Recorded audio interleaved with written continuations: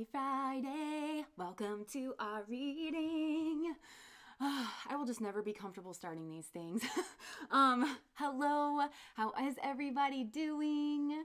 I love the chat. I love that you guys are in here like early and connecting and settling in and choosing your piles. I swear I can like pick up on the energy in the psychic space. It just feels really good to tap into this energy. Hello. Oh, thank you, Nora. Oh my gosh, thank you, Catherine. I got this sweater when I was on vacation and I like never get to take vacations, but I saw this in the thrift shop and the woman was like, that's actually a designer sweatshirt. You have excellent taste. And I was like, do I? So I love this sweater. It's like my favorite thing. I wear it all the time. Mellow yellow, yes. Oh my gosh, thank you guys so much. Thank you. Good morning. Okay. Welcome to our Friday hangout session where we do witchy kind of things. We tap into each other's energy. We hold the space. We help each other through our lives. We hold each other's hands. We start processing whatever is going on. Hello. Okay, so today we are doing a reading on what comes to mind whenever they hear your name. And I am already kind of getting some messages that are trickling in. But before we get too far into this, I do just want to say thank you so much for all the love and support and all the ways that you guys love and support me and whatever is coming through me here, the psychic support that I feel so deeply. And also thank you so much to those of you who have been buying candles. We've had a lot of repeat orders and I just want to say thank you so much. I'm glad that you guys are liking them. I hope that means that you guys are liking them. And yeah, so with that being said, let's go ahead and transition over to the psychic space and start tapping into this reading. So what comes to mind whenever they hear your name? So we've got 3 piles as per usual. As a reminder, sometimes the energies can be flipped in tarot. I know most people know this, but I feel like it's just a good, healthy reminder. I've noticed some comments where people are like, yeah, I've never like really been into tarot before or gotten into it. I just was drawn in because I like to watch live streams. So just in case you've never been to tarot before, welcome to our community here. And sometimes the energies can be flipped. And that even just like assessing that process for yourself really helps build your intuition and your own self-awareness. There's so much to be gained just from going through that process and checking like, is this my energy or is this their energy or some kind of weird blend of both? So keep that in mind. If you do feel like you were drawn to the pile that reflects your own energy, consider that there might be a reason for that. Spirit might be wanting to give you the perspective like from your own point of view. To be honest, it's kind of one of my favorite comments that I get where somebody's like, you described me perfectly into a T and I'm crying and it was like completely cathartic and it just like released something within me. So I know like a lot of times people with anxiety, especially, or we're people pleasers and we're always trying to do what's right for other people. Sometimes just hearing that like spirit sees you and sees how hard you're working can just be really cathartic and like readjust your own perspective of yourself to like carry you forth into life. But if you do get drawn to a pile where you feel like it's your own energy, you can always try picking another pile and see if that better resonates with whoever it is that you're trying to explore. So, with that being said, we got 3 piles here. We got pile number 1, pile number 1, pile number 1, pile number 1. Hey. This is the sword. And then we have pile number 2, the riddle. Pile number 2, the riddle. And pile number 3, the underworld. And I know we've been putting these up on the thumbnail, so that's like a really good picture if you want to see them all together too, but I'll hold them up. So pile number 1, pile number 2, pile number 3. And you can be drawn to more than one pile here as well.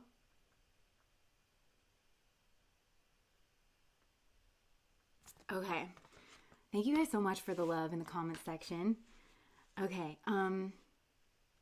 Okay, I'm also being drawn to tell you that for some of you, this is like a relationship that has progressed and you might be drawn to more than one pile to understand like different key moments because there's some kind of karma. Catherine, thank you so much for the super chat right out the gate, the $20.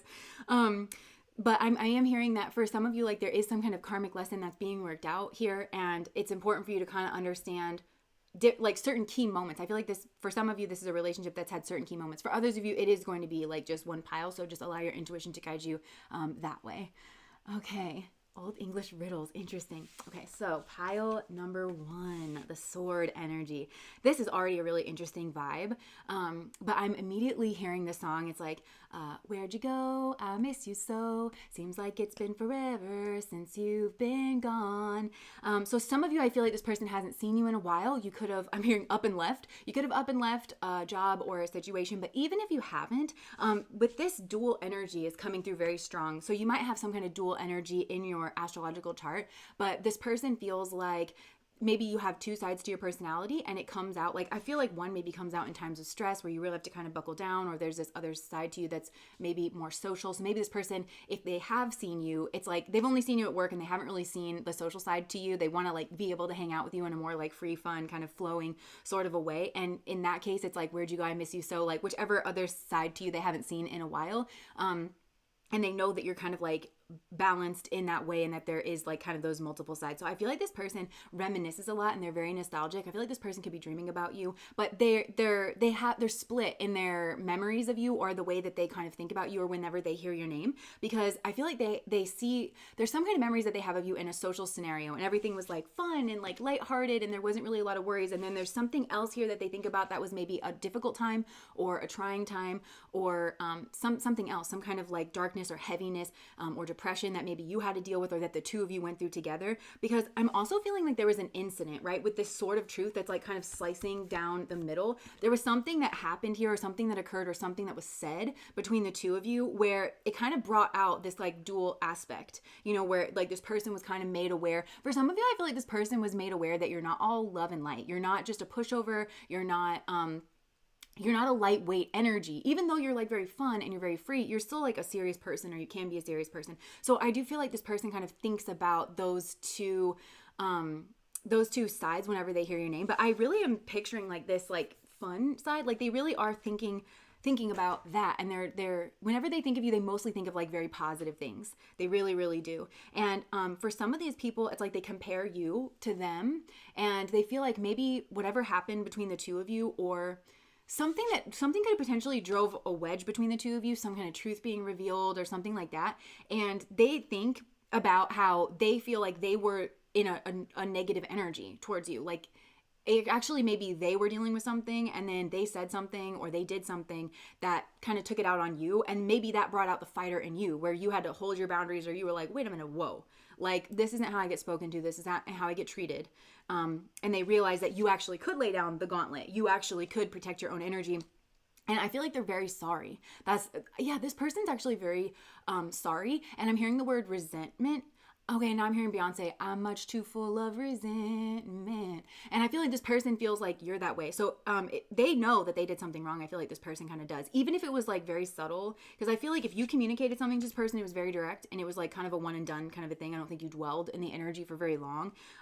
But this person, I think they were a little bit resentful towards you, like at the beginning. But I do feel like as like distance has gone on here, this person has reflected on the fact that they weren't like above board with you in some way. They are kind of getting the fuller picture, and the fuller picture includes getting a fuller picture of you. They feel like they didn't give you enough credit for something, and that maybe they were making you wrong. Thank you so much, Jackie, for the $20. They feel like maybe they were making you wrong, when actually this person understands that they didn't approach you correctly. They didn't approach you with the right energy, and they understand like where you're coming from, and they actually respect you more. And I'm hearing the word maturing. So I think this person is maturing, like as they mature in their own perspective, they're having a better processing process in their mind about whatever has gone on between the two of you. And I feel like this person's full of regret. So at first I think they were maybe a little bit resentful, and I don't even think this was necessarily resentful at you. I think this was they were resentful of like, maybe they attributed this to like chance or happenstance, or like, this was just a whoopsie daisy. Why are you like this, life? You're so cruel. Like, you know, they attributed it to that, but actually this person's like, you know, I had a lot more control over how that went down than I really am giving myself credit for. And I really kind of did put this person in a position where it really was like, what were they supposed to do? Like, not protect themselves or not have an emotion? Am I expecting a person not to have an emotion about this? I really do think this person is kind of leveling up in this, but they went from being resentful and not kind of maybe towards you at first, but I'm really not getting that honestly for most of them, because they know you have this like beautiful, like carefree, it's almost like, I'm very content to be sweet to you, don't try me kind of a thing. But they're resentful at life, and then that's gone towards regret. And it's like, I really wish that I could work this out, in some way, shape, or form. So yeah, this person is having a lot of regrets, and I think they just think about talking with you. They definitely think about the last conversation that you had. I think this person was also torn. They were, okay, this is another big thing that's coming through, is this person was very torn about opening up to you about the truth of their side of it, or what was going on, or something that was really hidden, secretive, and turbulent. Because I think this person had like some kind of strategy or plan to come towards you in some way, or this person was trying to be strategic in the things that they were saying to you or letting on to you in some way, shape, or form. And in doing that, this person feels like they withheld information from you at a crucial moment, at a crucial time. I'm hearing you deserved to know something, and I didn't tell you what that was. And I don't know, you might have figured it out on your own. Obviously, you're a very intuitive person. You're a very intelligent person, smarter than this person gave you credit for. And obviously, you're into the tarot. You may have like figured this out, whatever this was that they were keeping, or you just sensed it. You knew that this person wouldn't come towards you in that energy unless there was something, a variable that you did not account for, or that you couldn't see. Even if you didn't know what it was, I think it made you wary. And this person's kind of realizing that. And they are kind of even like in their processing, they're thinking, well, I would have done it differently, or I should have done this, or I should have done that. And that comes down to like respecting you more and giving you more credit. Yeah, and now this person, I think they also compare their life to yours. So I don't know if this person sees you on social media, because again, it's like they're seeing like all of this. So like this happy. So I don't like, social media for all of us is really like the highlight reel. So I think this person might be comparing like their regular life to what they are seeing on your social media, especially if you are no longer in contact with this person. And all they do is kind of go to your social media page. And I do feel like this person who sees your social media page, even if it's just every once in a while, I feel like this is a person who kind of just like taps into your energy, or they do try to find out like what it is that is going on with you. And so whenever they tap in, they see you smiling, they see you like kind of with their friends, and then they compare themselves to you. And yeah, they're just really kind of thinking about this. So this person has like all these kind of mixed feelings, and they definitely think about a conversation. Now it's either a conversation, I think it was like maybe a message though. If it was a conversation, it wasn't like a long drawn out conversation. It was something like very short. It was a point that you made in that conversation where you kind of built it up and you made this very like cutting point, and it was true and it hit the nail right on the head. Or you basically, even if you didn't say something directly, you let them know that you knew exactly who this person was. They think about that. And if it wasn't that, then they think about a conversation that they wish that they would have had, and that they could have made a point or said something. This person also thinks about, I think this person has bad habits, and it's definitely mental bad habits. Like this person is not nice to themselves in their mind, or like whenever they think about trying to overcome themselves or their lives or like their bad habits, they get into this kind of negative, depressive kind of mindset. They definitely have that, but I feel like this is somebody who has things that they're like kind of trying to hide. And I think this person is realizing that that's not really like the way to kind of go about it. This guy asked me for money, friends for 10 years. We minimized contact after that. He's getting to in his weed habit. There is definitely like a habit here and it fuzzes their mind. So that could be like the weed thing too, like where it's actually contributing to some kind of like negative process. I know weed doesn't have that effect on everyone, but I think there's something negatively. Okay, it's a spiral is what I'm hearing. And I mentioned this in one of the other readings, like the Gestalt cycle, where it's like, there's an impetus, and then you have a thought about it, and then you actually take an action. It's like the whole cycle that actually brings an action to fruition. There's so many different parts, and we tend to kind of gloss over that in our mind because it seems like, well, I have a thought and then I do a thing. But actually, there's a lot of different things that happen in that space. And it's important to know that, because you can interrupt a habit. Or you can change a habit, like if you understand that, and you can kind of say like, well, where can I like adjust this habit? And this person doesn't really understand that. So what else do they think of whenever they, oh my gosh, the Four of Wands. Thank you, Woo Child Experience. I love that name. Thank you for the $10. Oh my gosh. Thank you so much. I have a lot of people that are in the mental health field, and it's something that makes me feel like very good that like come to my readings. Because they're my peeps anyways. So, okay, with the Four of Wands, this person thinks you're like they're happily ever after. I don't know if you were dating this person. They definitely wanted that though. Like even if you didn't date, even if you were just friends, because there's definitely like a friendly energy that's coming through here where this person likes your personality. Okay, they definitely do. Even this side to you that is kind of no nonsense, like when it gets brought out, I feel like the buck kind of stops with you. If something needs to get called out, you will actually do it. It's not like your favorite thing to do, but I feel like somebody's got to push you to a limit. And this person feels like, wow, I actually like pushed this person to a limit that required them to show that side to themselves, and they feel kind of like ashamed by that because really this person just wants to like be with you and love you. And you do kind of want to watch this a little bit because I think this person does kind of go into this daydreamy fantasy thing where they think just by nature of being with you everything's going to be happy sunshine and rainbows, which of course it isn't. And I don't think this person would like be intending to kind of put that on you, but this person, I mean, with the Four of Wands, they really think that you're like they're happily ever after. Also, I feel like there's a couple, and I don't know if you know these people together, but there's kind of like a couple that this person thinks about in their mind, and they're like, and we could go on double dates and we can be just like them. Even if it's just like this fantasy couple in their mind, it's like they want to feel like they are, you know, alongside these other kinds of like peers. They also think about the happy life that you guys could live. They also think about like social events and parties. I think this is a person who maybe even thinks about you around like, you know, Christmas or Easter time, or like whenever they're hanging out with their family and they're like, I wish like I could be here with like pile number one. And yeah, with the Knight of Wands, but then they think about this behavior because I feel like this person has been a player in the past, or they've been in and out. They can't get their energy right. So I feel like this person may actually have a lot of fire in their chart, or they could even be on like a fire path where they're trying to, the fire energies are all about mastering like competition, putting yourself out there, getting yourself seen and noticed for your traits and like the things that you bring to the table and that you are really excited and passionate about, and being able to carry that excitement over the finish line. But again, it's not just as simple as like, I have a dream, and because I have a dream, I do it. Like, it's not just as simple as that. And I feel like this person has kind of like, maybe you even like this about them. It's almost like this naivete where they can dream really big, you know, but then they have to kind of consider, I feel like you've brought a reckoning into this person's life. You really shined a mirror onto this person of like where they want to go and exactly where they are. And I'm hearing, this person feels to me like they were right on the precipice of actually making a change in their life, or they thought they were further along in making a change in their life, or they thought that these habits weren't going to catch up with them, or that they had a handle on it and they could kind of turn it around. And then when they met you, and I feel like you are somebody who is doing the thing, like in some way, shape, or form, you're kind of doing it. You're showing up authentically. And it made this person realize like, wait a second, I'm the Knight. Oh my gosh, there's the Ten of Swords like right under that. I didn't realize I grabbed two cards.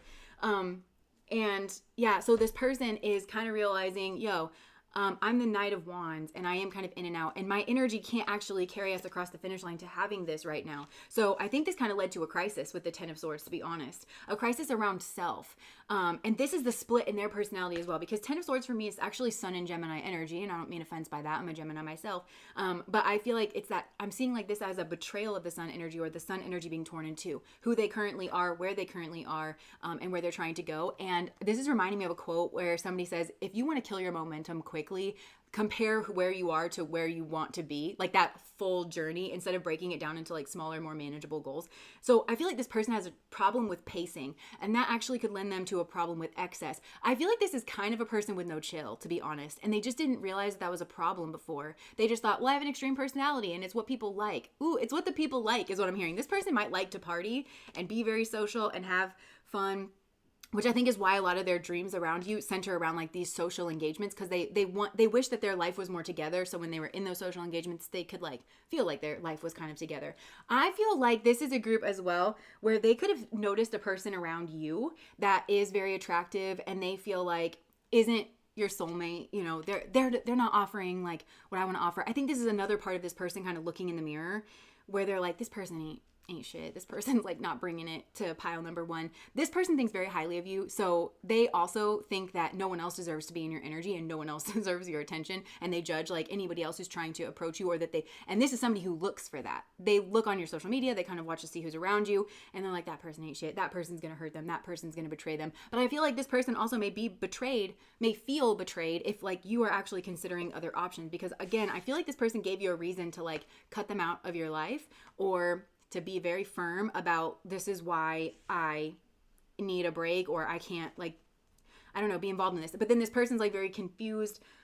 They're very confused around this Knight of Wands energy. Or maybe you are actually going out and having fun, and it doesn't actually mean anything bad about your personality, but they're like, well, that's interesting, because they just see you as somebody who is like maybe a worker, or like, I don't know, something like that. But you are a full person, and it's actually what they're attracted to in you, that you are like a very fun person. So yeah, this person wants to, like, I don't know, build, and this person just feels stuck. They really do. They feel stuck, and they feel like there's things that they are called out about. Simultaneously, this is like heavy energy, major arcana, all scorpionic. So they feel like majorly called out. I feel like there's something here that's just been kicked up in their subconscious, and it's bubbling to the surface. This person also feels embarrassed, like maybe you can see this. I feel like they feel naked around you, like that maybe you actually can see this, and that maybe they are a heartbreaker, or that they have options or something like that. But at the same time, they use this to like manage their own like mental health. So there's a lot going on in this person's mind, and this, to me, this is something that I would actually classify as a spiritual connection, because the impact that you've had in this person's life is healing. Like, you just being you in front of and around this person is something that just kind of like digs up all this stuff, because they can't keep repressing it, they can't keep pushing it down. And I feel like there's been a series of events here that has actually brought this to the forefront for this person. This person feels like they don't have a lot to offer you, especially in the realm, I feel, of emotional maturity, or like love. Because the way that this person knows how to express their love is through sex. And then I feel like this person may also have some kind of training of like, sex is bad. And at least the way that they do it, I don't think that this person is necessarily a relationship person. They may have had like a lot of, short relationships, one night stands, or things that were based around like maybe partying or just going out and having fun. And they haven't really actually had this like deep emotional connection with somebody, but they actually feel it with you. And I think that's even confusing them. This person's having like a lot of fear and a lot of shame, and I really feel for this person actually, because, and this person has the potential to cause a lot of harm and destruction. Okay. So I'm not saying like give them a pass on everything, but they really struggle processing their emotions, and this is like some kind of reaction to like a very deep emotional event. And then this person is just kind of, treading water, or they're trying to deal with it. But I feel like they don't have very good coping mechanisms. They really don't. And I feel like this is maybe generational or something like that. So this person is in a weird place where I feel like they're called to be a cycle breaker. And I just heard that's their dharma. That's what they want to do, because this is a person who wants an emotional relationship and a happy life. And I feel like they were able to lie to themselves about that. They were able to say that's not what they wanted, and they were perfectly happy just partying or whatever until you came along. And then it brought up their dharma of, wait a second, I actually do want a healthy family. I actually do want that like healthy life. And I'm hearing for some of these people, like they saw their mom struggle, either not getting taken care of or not getting seen, and they never wanted to be that. They never wanted to cause a woman like burden, or their mom was like, I just don't want you to do this to another woman. And this person was like, okay, but then they don't have actually the toolkit or like the skills to be able to do it. So they just, instead they put a lot of pressure on themselves, and then they crumble under that pressure, which makes them want to numb out. And that's the cycle. Remember? Yeah. So you're bringing this cycle kind of to life. And I actually think that you're a person who could, if they can open up, because I feel like this person also wants to appear like they have everything. They want to appear like they have everything together, because they want you to respect them and admire them as much as they respect and admire you. And so because they want to appear that, and they're trying to hide things, then you actually maybe have probably like a more grounded perspective of them, and you maybe actually could bring some kind of truth to the situation. This person, I think at the end of the day, this person wants to talk with you. They want to have genuine, open conversations with you, but they feel like they hid a bunch of stuff when they actually should have been more open about it, because then maybe they actually could have broken the cycle. And this is reminding me of Aquarius. The middle nakshatra in Aquarius is Shatabishak, and it's Shakti power is healing, along with Ashwini. They're soulmates. They're very independent people. They're very sexual yonis as well. But usually Shatabishak, there's a central theme in their life of a secret. And it could be, some kind of deep, dark secret that they have. This person may well have a deep, dark secret, and it would definitely be about their past. It probably would be about their family, about what went on, especially about their dad is what I'm getting, like something about who their dad was, or something that their dad did, or where they're from, or that they were, this is even somebody who could think that being poor is like a cardinal sin and that they can't tell people that. So it could be something like that, but it also could be just the fact that they don't feel like they can, I don't know, it's like everyday mundane stuff, like that they don't operate or function in a way that they feel like they should. That is something that feels like a deep, dark secret. And Shadow Bishak, that's one of the hardest places in the zodiac. And they say like, that you can live up to 1,000, like it's not uncommon for souls to live up to 1,000 lifetimes trying to master that particular energy. But the key is that actually whatever this secret is, it's actually a secret that when you tell people, they actually do understand. They actually empathize. They actually do get it. But this person tells themselves that you will never understand. And the second you find out about it, you're going to cut them off. But I think it's been a paradox because this person hiding this secret is what made you cut them off. Not having the context as to why they were acting. Because if this person's just acting this way, that's one thing. And it's not great. You know, it's like, maybe you just think that this is the way you want to act. I don't know. But they are actually trying to meet their life. They're building up the momentum and the trajectory to go where they want. And that's like fundamental information for you to have. And it does cast them and their behavior in a different light for you. And again, I think that maybe you can even relate to this more than they realize, but I think you have a lot more empathy waiting for them to just tap into, a lot of forgiveness and compassion than they even gave themselves credit for. And I don't know if some time has gone on here or what, but I do feel like this person has leveled up or has matured and is starting to understand this and starting to process this. They see you as a very incredibly reasonable person. They see you as very reasonable, and maybe that's it too, because they just see you as like their fantastical soulmate dream person. They really do. That's what they think of when they hear your name, is like, that's my soulmate. This person probably thinks of you as soulmate or twin flame, whatever it is. They're definitely thinking about that. They're fantasizing. This person does. Whenever they hear your name, they fantasize about the life that you could potentially have together. And if you're not together, then it kind of can turn negative, because this person will then fantasize about the life that you're potentially living with someone else that they wanted to live with you. So they think about all of that stuff. And because they were just kind of, it's almost like I'm kind of getting themes of Barbie, you know, where everything looks like the dream house or whatever. And then they're actually realizing that you are actually a real one. Like, even though you are all the things, like you're actually someone reasonable and actually someone who they could sit down and like have a cup of tea with and just be completely honest about their problems, and you're not going to like judge them. Because I think this person feels that, again, they're on that fire trajectory of competition. So their mind kind of naturally synthesizes everything as competition, but that's part of the lessons of fire, is understanding that not all of life is meant to be funneled through that lens of competition. And so getting the things in life where it makes sense to put yourself out there and to compete, and where it feels really good, like athletics or even in your career or your skill set or whatever, to make sure you're doing it in that. But relationship is not a place where you want to experience that competition energy. And I just think that this person's kind of like, oh, you know, they're kind of peeling things apart and having a more nuanced perspective. Nice. So there's a lot going on with this person. I feel like this is a very strong soulmate, very strong twin flame connection. There's definitely karma. I think you both might owe karma to yourselves in this connection. This person owes themselves enough strength and confidence. That's another fire trait, confidence, but confidence in themselves. Thank you so much, Heather, for the $20. How to figure out Pluto in Vedic. It's a little confusing. I'll talk about that here in just a second.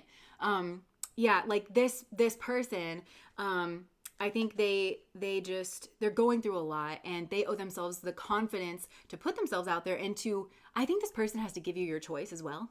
Like, just say, look, I can just be the best that I can be and put myself out there. That's really the extent of it. I don't need to strategize or like hide or you know, things like that. I mean, you don't want to just like dump all your baggage on the table on the first date. I'm not talking about that kind of strategy. I'm just saying, like, this person has really built something up in their mind. I think they just owe themselves enough to be like, I like you. Would you go out on a date with me?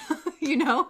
And then you owe yourself, I think you might have already paid your karmic debt back. Like, if this person's coming at you in this energy, you just kind of like cut it off. So I have this new love messages deck, and I'm going to, I wish you would knock on my doors at the bottom. I'm going to pull some messages for what do they think of whenever they hear your name? What do they think of? What do they think of whenever they hear your name?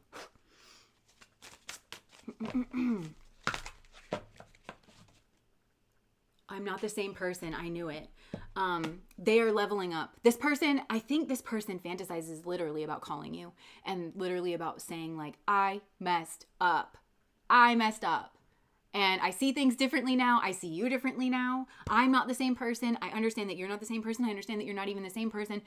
I feel, you know that saying that says if you love someone, take them off of the pedestal that you've put them on? And this person is kind of realizing that too.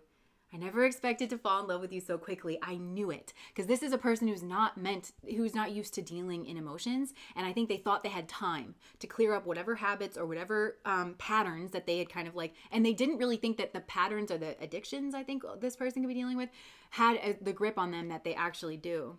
No one makes me feel the way you do. You are the best I ever had.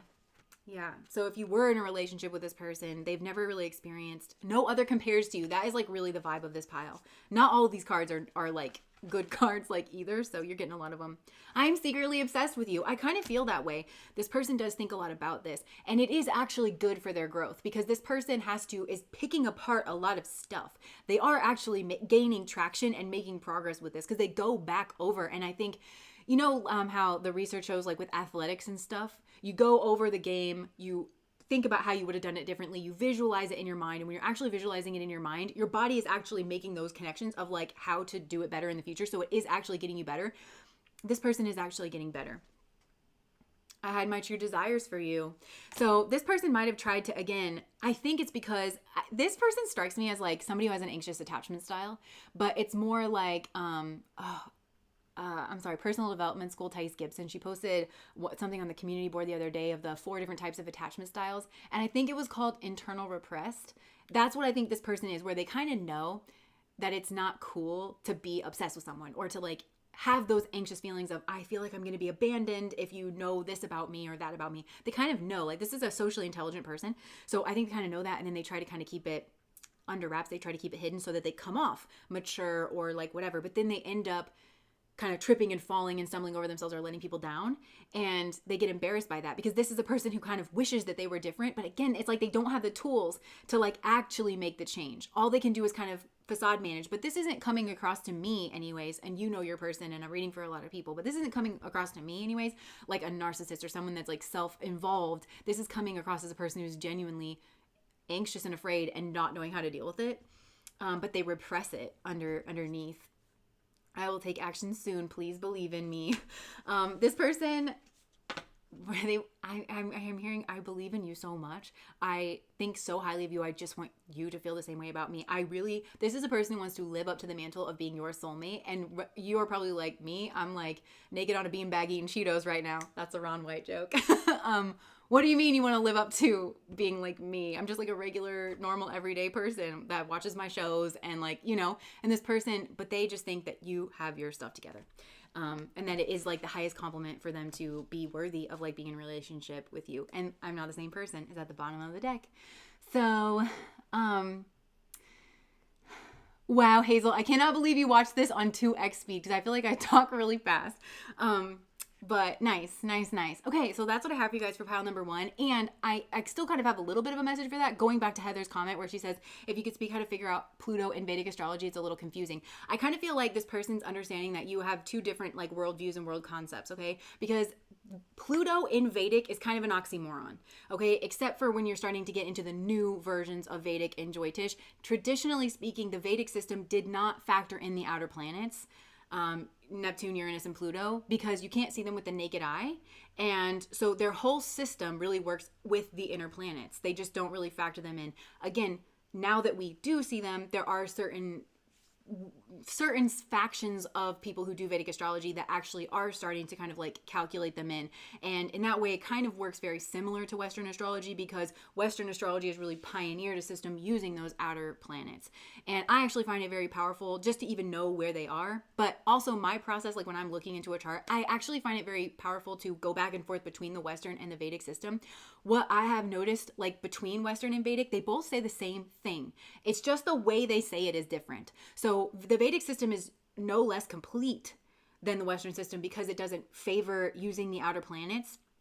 It actually factors those things in to its system, mostly with Saturn, I'm not going to lie, but also with the other planets, because you'll notice there's quite a few similarities with like Pluto and Mars, for instance, you know, or Neptune and Venus, or Neptune and the moon. And like, so it's just kind of different. And also Saturn is really considered like the barrier, or like the, even in Western astrology, it's like the doorway to the outer planets, because the outer planets, even in Western astrology, they're considered like the higher octaves, right, of like Venus, Mars, whatever. So that Saturn is the door between earthly realm kind of and the more spiritual realm, where the outer planets are like the more kind of higher spiritual realm, where they have a lot of say in things, but it's more longer. It's their orbits are longer, so it has like a longer effect on things, and it's considered higher octave, that something that kind of permeates in, really radiates in from the out into the inner. I hope that makes sense. So yeah, it's just Pluto in Vedic is going to be difficult for you to make sense of, and in that way you're going to kind of take a lot of the concepts from Western, because that's really what a lot of people are doing, if that makes sense.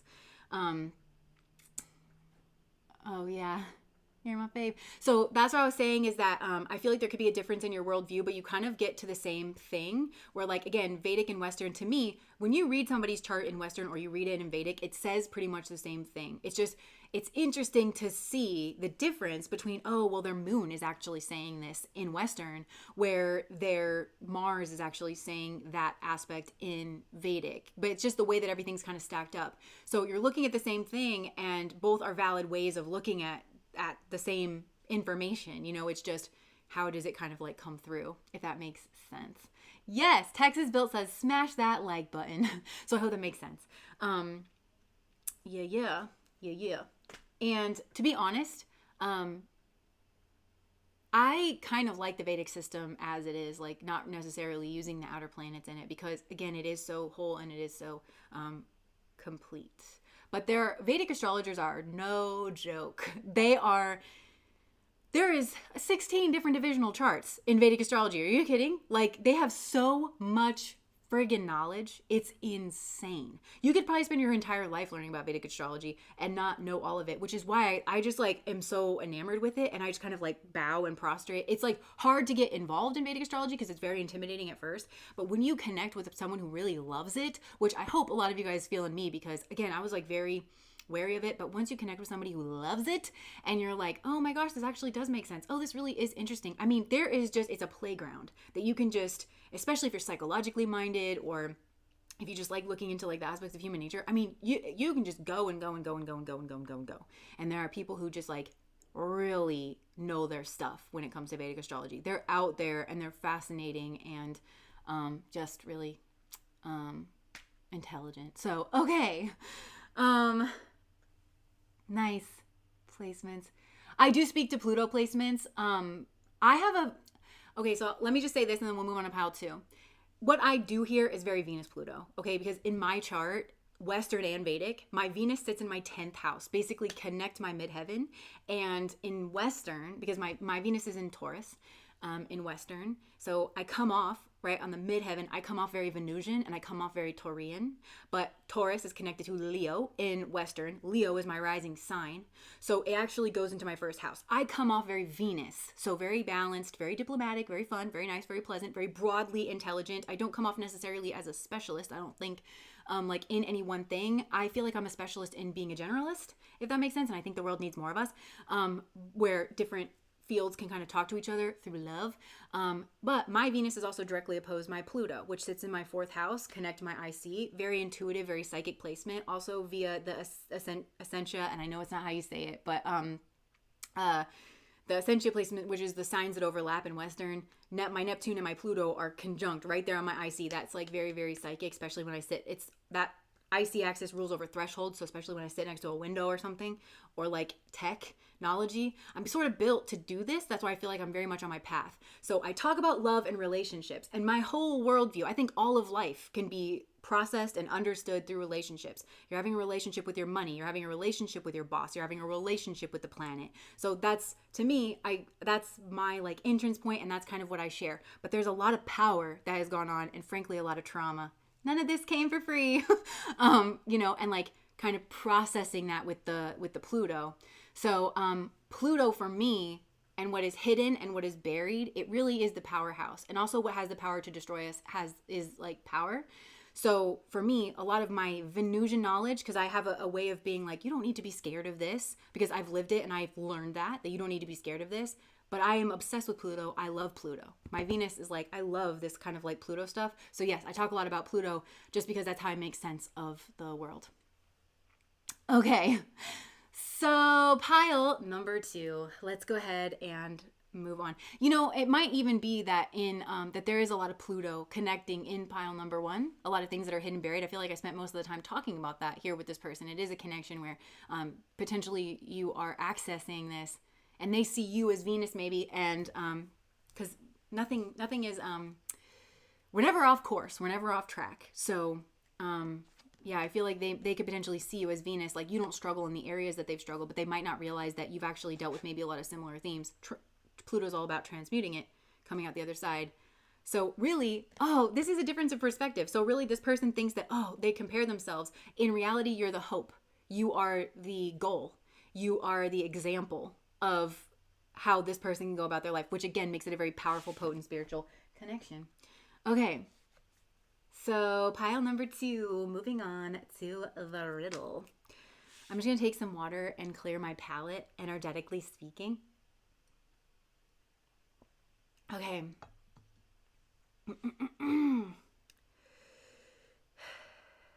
Okay, pile number 2. What does this person think of when they hear your name? Okay. Interesting. They think about other people that are kind of involved here. Or maybe there's something here this person has to bring their attention to in order to get to you, or in order to even begin to kind of puzzle something out here.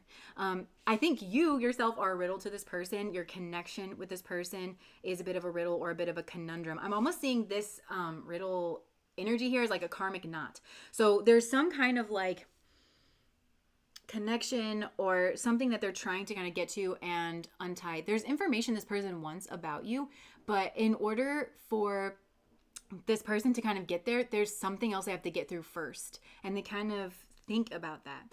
Also, this person, again, okay, so this person has a lot of worries or something here when it comes to this connection. So, oh my gosh. Okay, so more fantasizing with the Knight of Cups. Oh my gosh. Okay, I get it. So this person really wants to approach you. And the riddle is, how do they approach you? Because this person has things and issues that they're dealing with in their life. And frankly, maybe, I don't know what it is. It's this person has invested a lot in another situation, whether it's with a person that they're with, or whether it's a job, or maybe you don't live in the same place, but they've built up a life for themselves in a certain location, and they know that they would have to kind of undo that. So it becomes this puzzle that this person has to sort of undo, and they don't understand why they feel such strong feelings for you, but that you don't easily fit into their life, something like that. And okay. And the reason is, I don't know if this is like, I think this person's starting to pull this apart, okay? Because the reason is that there was something that occurred here in the past. I think they were tied to somebody in their past via sexuality. So they could have, I don't know, gotten someone pregnant, or fell into a pattern of habit with somebody and wanted to get their needs met in a certain way. And because that was just like an easier situation, they never really kind of graduated out of it, even though they always kind of wanted to. I don't know. But in the past, this person had gotten themselves tied up with someone, or tied up with something. And there's a karma around this. There's like a lesson around this for this person of going after what it is that you want, being honest with yourself, being real with yourself about what works for you and what doesn't. I don't know. But to me, this person also had a fantasy of building something fancy or something nice or something stable, this like pillar of the community kind of an energy. I feel like there could have potentially been a child involved. And either this person was just on autopilot whenever they were kind of making these decisions. They weren't actually checking in with themselves. That's kind of the karma, because now all of a sudden it's sort of similar to pile number 1, where it's like all of a sudden they meet you and I don't know, this for some of you, it's like all of a sudden they meet you. For others of you, it's like you're a person that they've known of for a really long time, and they always kind of thought that they were going to get back around to being able to come back to you. But then it just never worked like that. It wasn't the path of least resistance for this person. So they just kind of like, I don't know, this is a person who feels kind of numb to me, and like they let their life just kind of go, and they weren't really factoring in their emotional needs. That's another like link to pile number 1. So it's kind of similar, but this is kind of progressed. So they never really considered that, and now they aren't like really a match for you. They feel like they don't have a lot, but this is like they don't feel like they have a lot left over because they've invested so much somewhere else in a situation or building a life that doesn't actually really serve them or excite them or reflect them. And don't get me wrong, like, you know, life has its times where it is just kind of like mundane, but this is more than that. This is like, I didn't consider myself at all. I didn't choose my own path. I just kind of like let life choose my path for me. And they were this is so interesting. This person was very logical about trying to bring some kind of balance to their life. So this is maybe a person who thinks that, well, in order for me to be balanced, like I need to have a relationship. I should have a kid. I should, even though it's like not, I don't think they really wanted to have something. This is sad. I'm not sure that they really wanted to have something with the person that they're with or in the area that they're in. Or for some of you, it's not a person. For some people, it's a job. And they just think, they just got really entrenched in the Maya is kind of like what I'm getting. And this person felt like they were being very logical about it, and they thought that they were tempering themselves. Also, for some of these people, whenever this got built up, they could have been in a state of heartbreak, maybe over you, maybe over some kind of other breakage or ending. And so they were just, they numbed out. That's what I'm getting, is like this person emotionally just kind of went comatose. They also could have just felt like, well, life's not going to work out for me anyways. I might as well do this. I might as well do that. And then they kind of, now they think about like, how do I get to pile number 2? How do I get to pile number 2? Why would I have these strong feelings or these enduring feelings for pile number 2 if we're really supposed to be together? Yet my life has kind of gone down the road a certain way, or theirs has. Like, take this however it's resonating. This one's really coming through confused because this person's very confused. I also don't think this person has a spiritual overview or like understanding of life, that they don't take the big overview. They kind of just only look at things in the moment, which, don't get me wrong, it's really helpful to look at things in the moment, but like changing that lens is also helpful too, like pulling out and looking at the overall things of life, because the answer about this is in the past. And I think maybe sadness and trying to build some kind of a life, but there's an overemphasis on the air energy, on the logic energy, and that's also what's causing this person trouble now, because there's an overemphasis on the air energy, there's an overemphasis on the logic energy. If this doesn't make logical sense to me, it's not going to make logical sense to you, sweetness. That's what I want to say to this person. This is a karmic knot. So this is something that is permeating all of the elements. This is kind of coming in with your fire force, because I feel like this person feels a little dredged, a little depressed, a little unmotivated, but then it also goes into their emotions. I feel like their emotions are just kind of on autopilot in some kind of way, you know, and they don't really understand this. They just kind of know that they don't really feel out of balance, and maybe even that their relationship life isn't going all that well. And again, this I think for most of you, this has to do with the romantic relationship that they're in, but it's not just that. And I feel like it's their overall approach to relationships in general. This person's just very logical.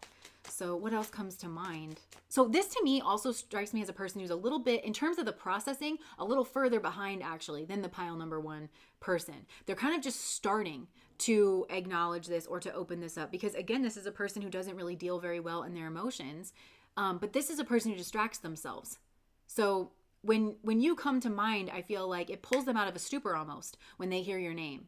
It wakes them from this dream when they hear your name. That's what I'm getting. It wakes them from their dream that they've kind of gotten in the life that they've gotten themselves tangled in. Because this is a person who I think has really burdened themselves with responsibilities and not giving themselves the time to really like consider what it is that they actually truly want. They picture how it's like a fresh air. Whenever they hear your name, it's like a breeze, a fresh air of maybe even like youthfulness. You know, you remind them of what it feels like to be young and carefree and energized. And I think that's another sad thing about this person, because I think this is a person who feels like that fresh adventure, new, fun energy belongs to youth, and that you can't actually craft a life where you can actually still experience those like bits of excitement or like new beginnings or wanting to clear the air. This person is very attracted to you. They think about having like a light, fun, easy breezy time. And I hope that doesn't like offend certain people here, because this person I think has been in something that is very like responsibility burdened and like stable, you know, monotonous for this person, and they don't know how to interject like new fun energy into their situation that they're in, because I think for a lot of them it really just didn't fit them from the beginning. They just couldn't be honest with themselves about that because they had this certain vision that they felt like they needed to uphold. So this person kind of thinks about going on vacation with you. They think about like jokes and witty, and they don't really think about having like the life or the family, even though they would like for it to go there eventually. They just kind of think about dating and fun and texting and travel, and like I'm picturing your face smiling. Like I think this person really likes your laugh, and they like your smile, they like your sense of humor. You're somebody who has this like very beautiful, lighthearted energy, at least compared to what they're doing. They think about going out with you, like to parties and like friends, but this is more like going out on vacation and having a good time and dancing, and like the parties in pile number 1 was more like barbecues or like social gatherings, also like other kinds of parties. Yeah, but then this person just feels powerless. They just kind of, I feel like it's kind of short-lived, especially with the Page of Wands here. It's like they kind of think about it for a second, and then they're like back in the doldrums of like, but that's never gonna happen because that's just unrealistic. I think this person also thinks that having like a fun or lively life is not in the cards, so to speak. So they think about having like some kind of fun, passionate new beginning. They really think about having spark again, because I feel like this is a person who's kind of joie de vie. I just heard they've lost their spark. They may potentially even think about sneaking around with you because they don't know how to. This is the karmic knot that this person needs to untie, because they don't know how to separate themselves out from whatever it is that they've built that is really unsatisfying to them. And I think this person also fantasizes about like fate stepping in and bringing the two of you together in a way where maybe you just, I don't know, tumble into bed like accidentally, or where, whatever this is, like if this is somebody who say whatever this is that they've got themselves wrapped up in is like some kind of family business, well then maybe the parent that expects them to do that just dies by happenstance, by fate, by natural causes. They don't, this is their fantasy. So it's like they don't fantasize anything cruel happening, but then that actually then cuts them free for them to be able to just naturally move on with you. And then they picture everything just being really easy. Like it's just fate, because this person feels like you're their soulmate, but then they also kind of say, well then fate will bring us together. But the fact is, fate is not going to override the decisions that you made against your inclination. It's like there's an Islamic parable that's like, trust in the Lord but tie up your camel, meaning like you have to do some work here. There's like, spirit isn't just your magic eraser, that's gonna undo the things that you've done. This is a dance between the two of you, and you make decisions and you bring yourself to the table, and like they don't really understand this. So this person also fantasizes about rushing in. They may also fantasize about having a big argument with you, or maybe even with the person that they're in. But then I feel like this person's in a very negative cycle, but this one is like Eeyore.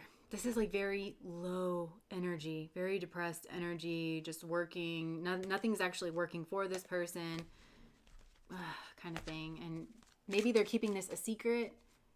And I don't even think that it's not like objectively a bad situation that they're in either, I don't think. But anyways, yeah, they just think about, that scene in Girl Interrupted where... oh my gosh, what's her name? The main character, she's in with Dr. Wick, and she says, Dr. Wick is like, you have a big choice ahead of you. And she goes, I'm ambivalent. And she goes, ambivalent? Do you know what that word means? And she goes, I don't care. And she goes, well, if it's your favorite word, then you probably would care what it means. And she goes, it means I don't care. And she goes, on the contrary. And she breaks down the word in Latin, and she says, ambi is the same root of ambidextrous, meaning both, and the rest of the word means vigor. So it actually shows that you care a great deal, that you want to pursue both paths with vigor. And so I feel like there's a big part of this person that wants what they have and what they've built, but they kind of refuse to engage with that in a productive way, because they very well, Esther Perel always says this too, that a lot of the people she sees in therapy, if they put half the energy that they put into the affair part of their relationship, sneaking around, dates, the trips, the jewelry, like with their affair partners, if they put half of that effort into the current relationship that they were already in, they could actually breathe new life into it, and they could actually have more of a fun time, It's about teaching them how to do that. So this person doesn't know how to do that, but then, or like they don't want to do that, or they feel like they won't get the returns on it that they want. But then the other part of them wants to go their own way, and they associate going their own way with whatever this is, to building some kind of life with you. So this is an interesting one. Anything else here with this person? There might be a child involved in this one, and they think about that too.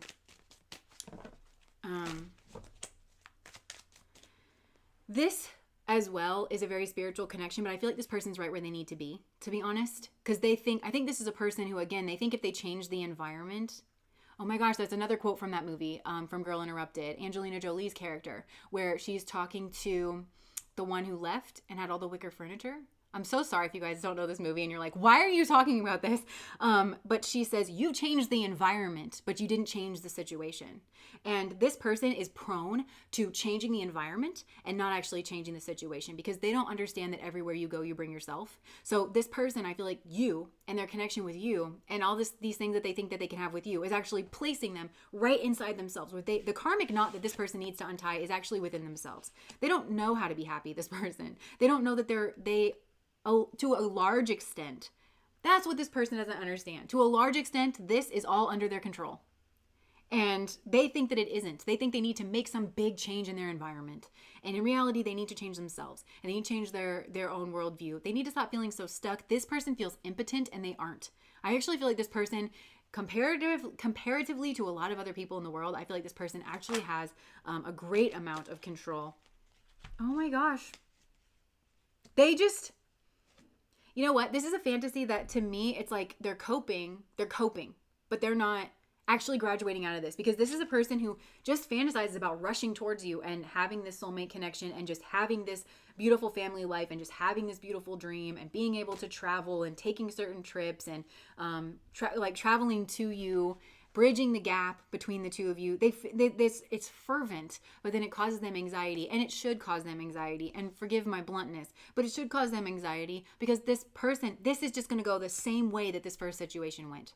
If this person doesn't connect this in their mind, because everything here in this realm is subject to entropy, which entropy is the concept that everything decays over time. Everything does. Our bodies, our enthusiasm, our relationships. This is not a weird thing. And the fact that we position ourselves to thinking that it's a weird thing sets us up for suffering, because we have an unrealistic expectation of exactly what life is supposed to be like. I actually feel like this is a major calling for this person to the spiritual journey. And I'm hearing of the 4 Brahma Viharas, that equanimity, valuing equanimity, because I feel like this person values excitement. And it's not that we can't have excitement, it's just make some. Like this person, I think you're a person who makes excitement. Like wherever it is that you go, you do this very well. And this person needs to make some excitement in their life. Yeah, like this person you make them face up to the truth of their reality. That's what this is. You actually bring into focus, like, the truth of their situation, that they're in a no-win scenario from their perspective. And actually this person needs to connect with their own strength. I think this person blames their partner, or they blame their situation, and it could have very well been different with you. It very well could have, because you guys know that I went through that phase where I was like really into the hypnotherapy sessions where people would remember their past lives, or they would remember the time in between lives where they were kind of planning this out. And they all say that our timelines actually look like if you took a tree out of the ground and looked at it from the bottom with its root system. That's all the possibilities of the life that you can live. You start in the middle, and all the decisions you make, you could branch out in any direction. It's infinite, the number of lives that you can live, but you do have a highest and best life, and that is what life wants for you. That's what God wants for you. It's the Tao.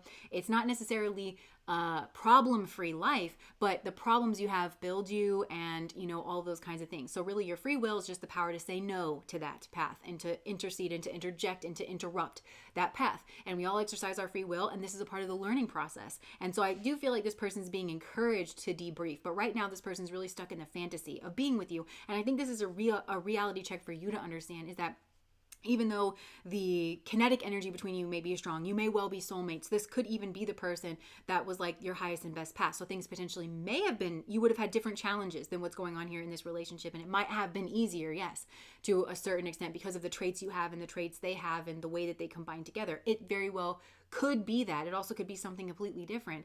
But this is really just a fantasy, because like I said, I feel like if you got into a relationship with this person, it's still subject to entropy. This person needs to confront entropy.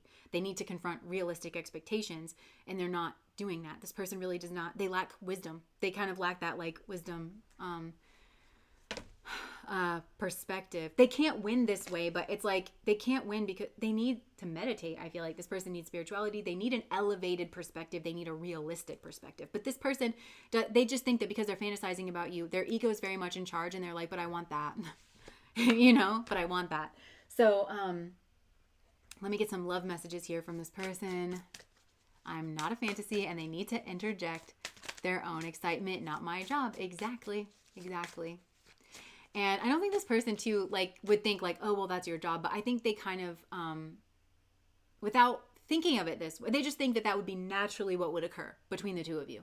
And yeah, they would just, I'm seeing somebody like throw a life raft, and this person just like clinging to the life raft. You know, the Taylor Tomlinson joke where she's like, she's talking about having like mental illness and upkeeping your own mental illness because Kevin is not your floaty. Like this person is kind of thinking like you're their floaty. But they're not thinking of it in those exact terms. They just kind of think your relationship, and they idolize it. And yeah, 40 birds on my porch. Okay, so what love messages? I love you so much no matter what. I hide my true desires for you. A lot of that going around. I feel like this is a person who I'm afraid of hurting you. Interesting. I think this is a person who has a lot going on. So they have to hide their desires because this is either a person who works all the time or they're in another situation. What else? I fear you will never forgive me. Maybe because this person's gone and gotten themselves into a situation. I want to pull a card on that. Why does this person... Okay, because I feel like we just got something that wasn't really necessarily coming out. Why does this person feel like they won't... Okay, burden and responsibility. They feel responsible for something here. Maybe for getting themselves involved in a situation they kind of knew from the beginning they shouldn't have been involved in.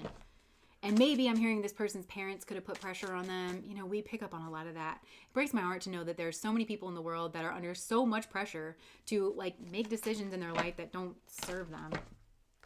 Look, grief, sadness. What does this person feel responsible for? The Magician? They know. This is a person who knows that they can get out of the situation they're in. They know that they can. But they're being very logical about this, and they're doing this calculation. They feel like they're letting you down. This person feels like they're being selfish, and they know that they're defending some kind of situation that doesn't deserve defending. Why? Okay, this is a very... I wasn't getting that before, okay? But for a lot of these people, I feel like this is a very combative... Oh, I know what this is. This is a very combative situation that they're actually in. It's not productive fighting either. I feel like there's a lot of competition in this relationship.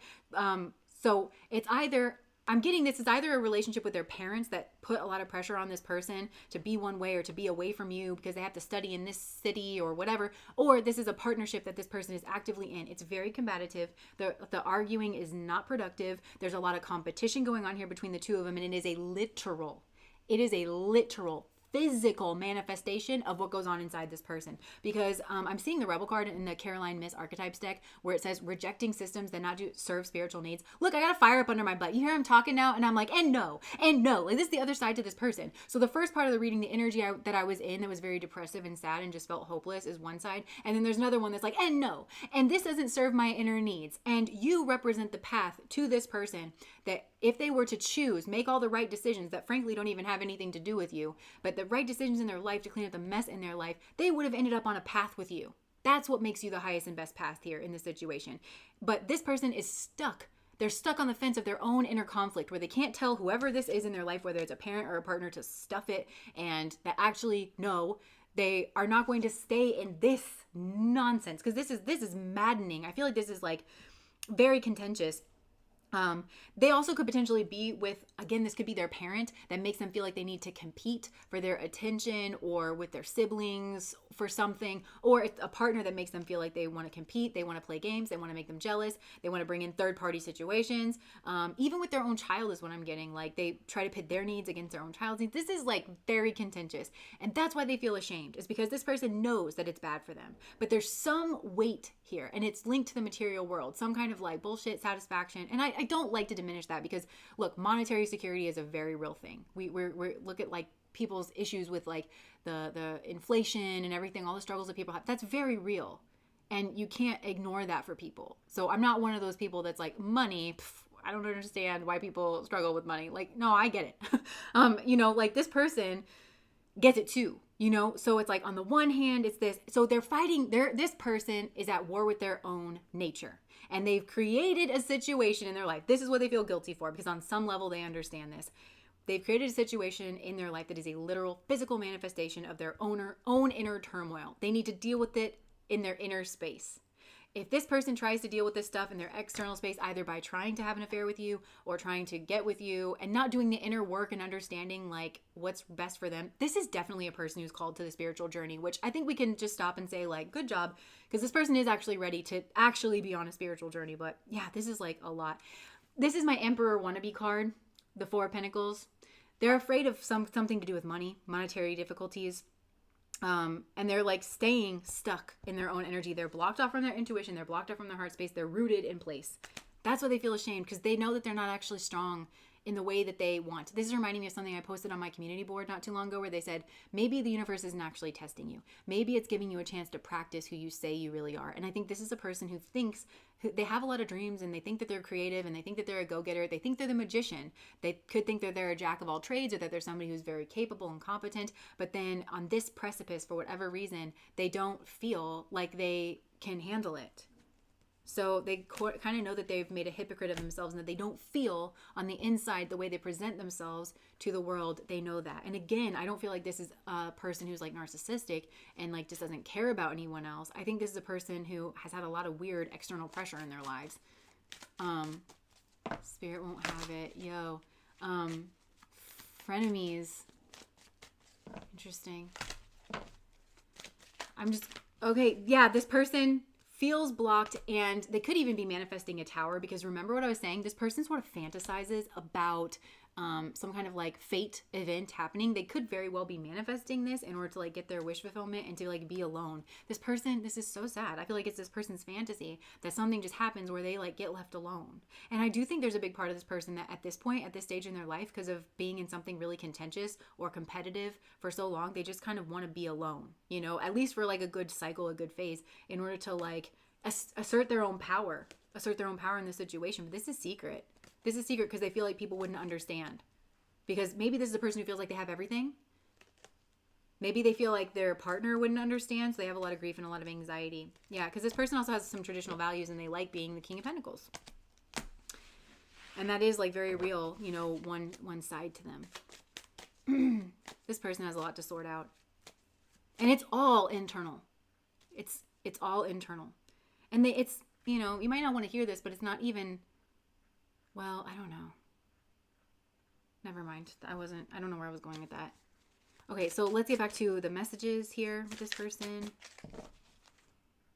I fear you will never forgive me came out again. I wish you would knock on my door. Again, with this person, there's a lot of fantasizing about fate just cleaning up their mess and taking care of things. So this person is, I don't think this person's receiving much help. I think the universe is saying, get yourself out of it. And that is you receiving help, because you're strong enough. And this person knows this. They're strong enough. They're capable. They have the skill set, even the language skill set, to be able to have these conversations, to be able to tell their parents how they feel, and that they actually don't want to compete for, to be CEO of their toilet cleaning business or like something like that. They're like, this isn't the life that I picture for myself. I'm always here for you. I feel like this is a cop out for this person, because they're like, I'm always here for you on the astral, is what I just heard. And you're like, thanks. Thank you. Oh my gosh, I'm always here for you came out again too. The universe is fighting for our souls to be together, but why aren't you? Is what I'm getting. Like, if you feel so strongly about this, please be patient, because I'm afraid of commitments. I kind of feel like this person, it makes you mad. Don't forget about me. I haven't forgot about you. So this person feels helpless because they see you moving on and they're afraid of commitment.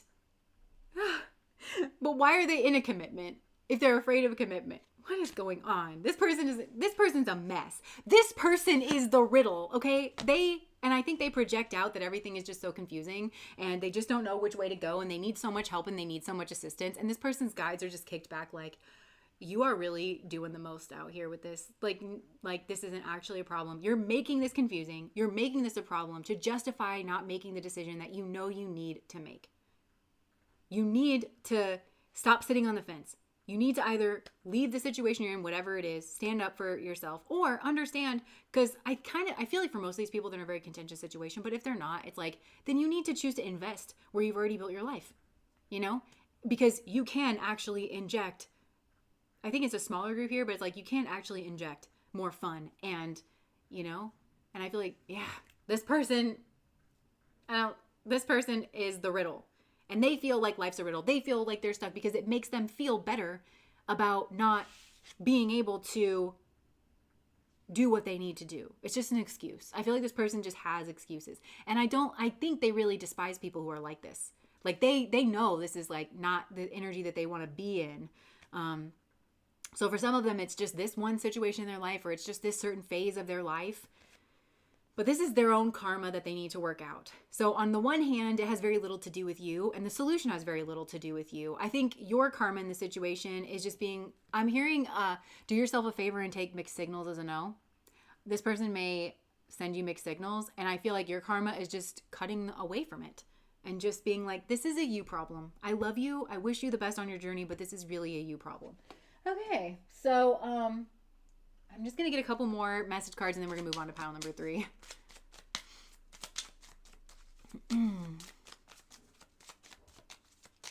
You know, so Susanna said, does feel spirits ready to serve up karma and shut this BS down? You know, if you were given a choice between like, okay, what you have to receive karma about this certain thing. Are you going to have like the tower moment where you experience maybe a lot of pain, an earth shattering event, and it all happens at one time, but it's really intense, but it's one and done and you get it over with? Or do you have the sort of long suffering, just below the radar kind of experience? I feel like this person almost got to choose one or the other, but it's like they think that they're staving something off and that they're in a neutral energy, but it's really like they're just extending this out like for a very long time. And it is Spirit's way of actually, it just gets heavier and heavier and tighter as they go along, you know? It's like, I feel like that could be how some of these people are experiencing this karma. He's way too smart and got confused. That, like, yeah, that's kind of what I'm getting is like, this person just like thinks themselves into a problem. He's way too smart and got confused. I think that's so funny. I just felt sorry for the way that I handled things. I'm falling in love. I feel like that's you. You're like, oh, Lord, give me strength. I want to be like you. So yeah, this person, especially because remember I was saying you represent this kind of other path. So this person does have a lot of admiration, but they definitely channel it into like excitement and passion. They want to connect with their own passion. Why'd you leave? So this person has no right to keep you stuck. They wanted to keep you stuck in this conundrum. And I feel like you broke out.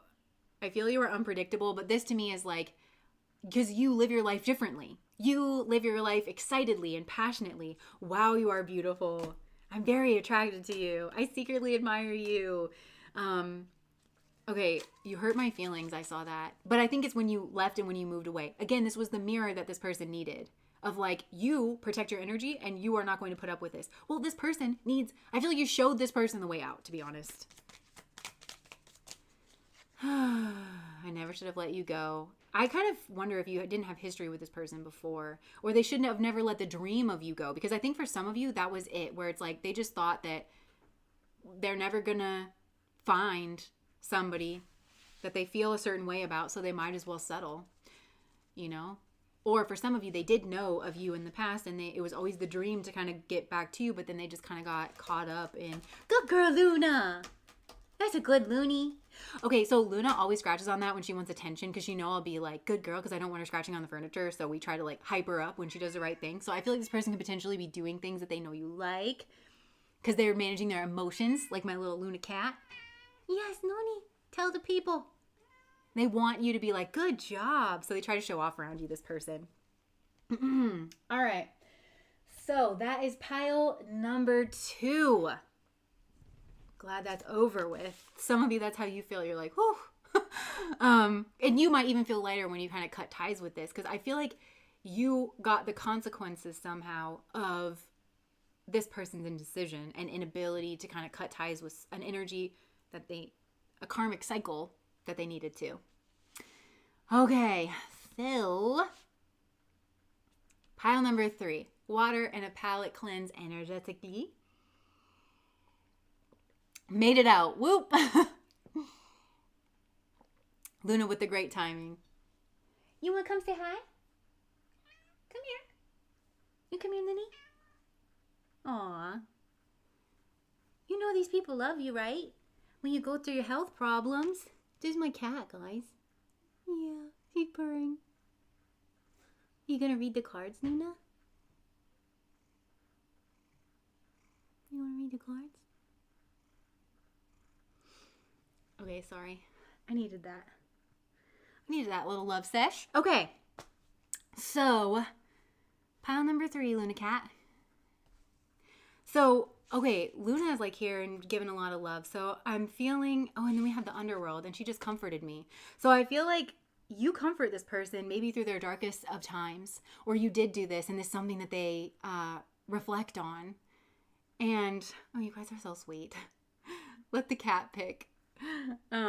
Okay, so I feel like you comforted this person, or you give them an immense amount of comfort, and you're very reflective, and they find your energy to be very warm and very nurturing. And whether or not you even know this, because I feel like it even could be somehow secretive that you help this person, there could have been something that you said, or just the way that you are. I feel like there's definitely a moon connection where one of your planets is connecting to this person's moon. It's activating this person's moon, where it's like, they just feel, this person really likes your energy.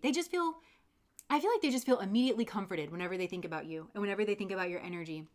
And they actually might pull on your energy or draw on your energy during their times of discomfort. They may actually think about you. And I think for some of them, they turn over something that you said, or maybe multiple things that you said, but you might not even be aware of this, that you said like just the right thing at the right time. And it was very comforting. And this person just kind of turns it over, and almost like I'm picturing somebody kind of lulling themselves to sleep with that. Like, it's okay. It's okay. It's okay.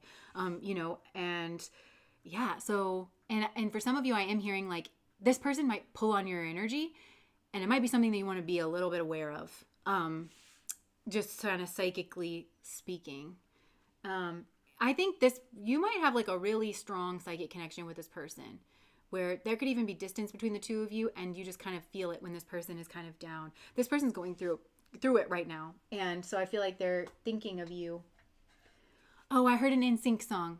Thinking of you, made a mistake when I let you go, baby. I drive myself crazy, wanting you the way that I do. That song is soothing, by the way. I'm pretty sure that's the one that it's like they all harmonize in the beginning. Anyways, it's neither here nor there. But instinct is instinct. I said instinct. Oh, the moon rules over instinct. So this person, maybe they have some instinct when it comes to you. Sorry, instinct. But instinct for me is like very nostalgic. It like goes back to my childhood, and I saw them in concert like several times. So it's like there's something about your energy that's maybe nostalgic, or it goes back to a simpler time, or something like that. Pretender Center is like, boo, instinct. Okay. Alex, do you want to put a poll in the chat of NSYNC or Backstreet Boys? I'm just curious. If you had to only like listen to one. We don't have to. It's neither here nor there. But okay. So okay. Pile number 3, Spirit. What comes to mind when this person thinks of them? You're home to this person. I'm noticing the earthworms, and you know how earthworms have that like something about like the magnetic capability in the earth to like always kind of know where home is.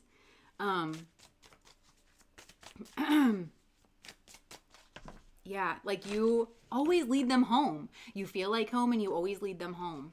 Okay, what does this person think about? This person, oh man. I just saw the Frankenstein card in here, and they feel like Frankenstein, but they're like reaching out for you. This person feels they're not in a good way. Some of these people are actually ill, and I feel like they could be in like bedridden or something. Okay, what is this? This person's really going through a difficult time. What does this person think of when they think about you? This person maybe thinks that you protect yourself against them. going on? Started watching and over 30 likes. Hit the like button. Yes. Boys to Men. Okay, sorry. I'm getting distracted.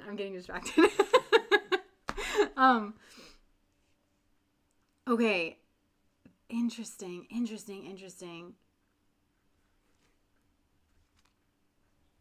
Okay, this person is really similar to pile number one, but it's like very pronounced here. This person has like, they're trying not to get you to see something about them.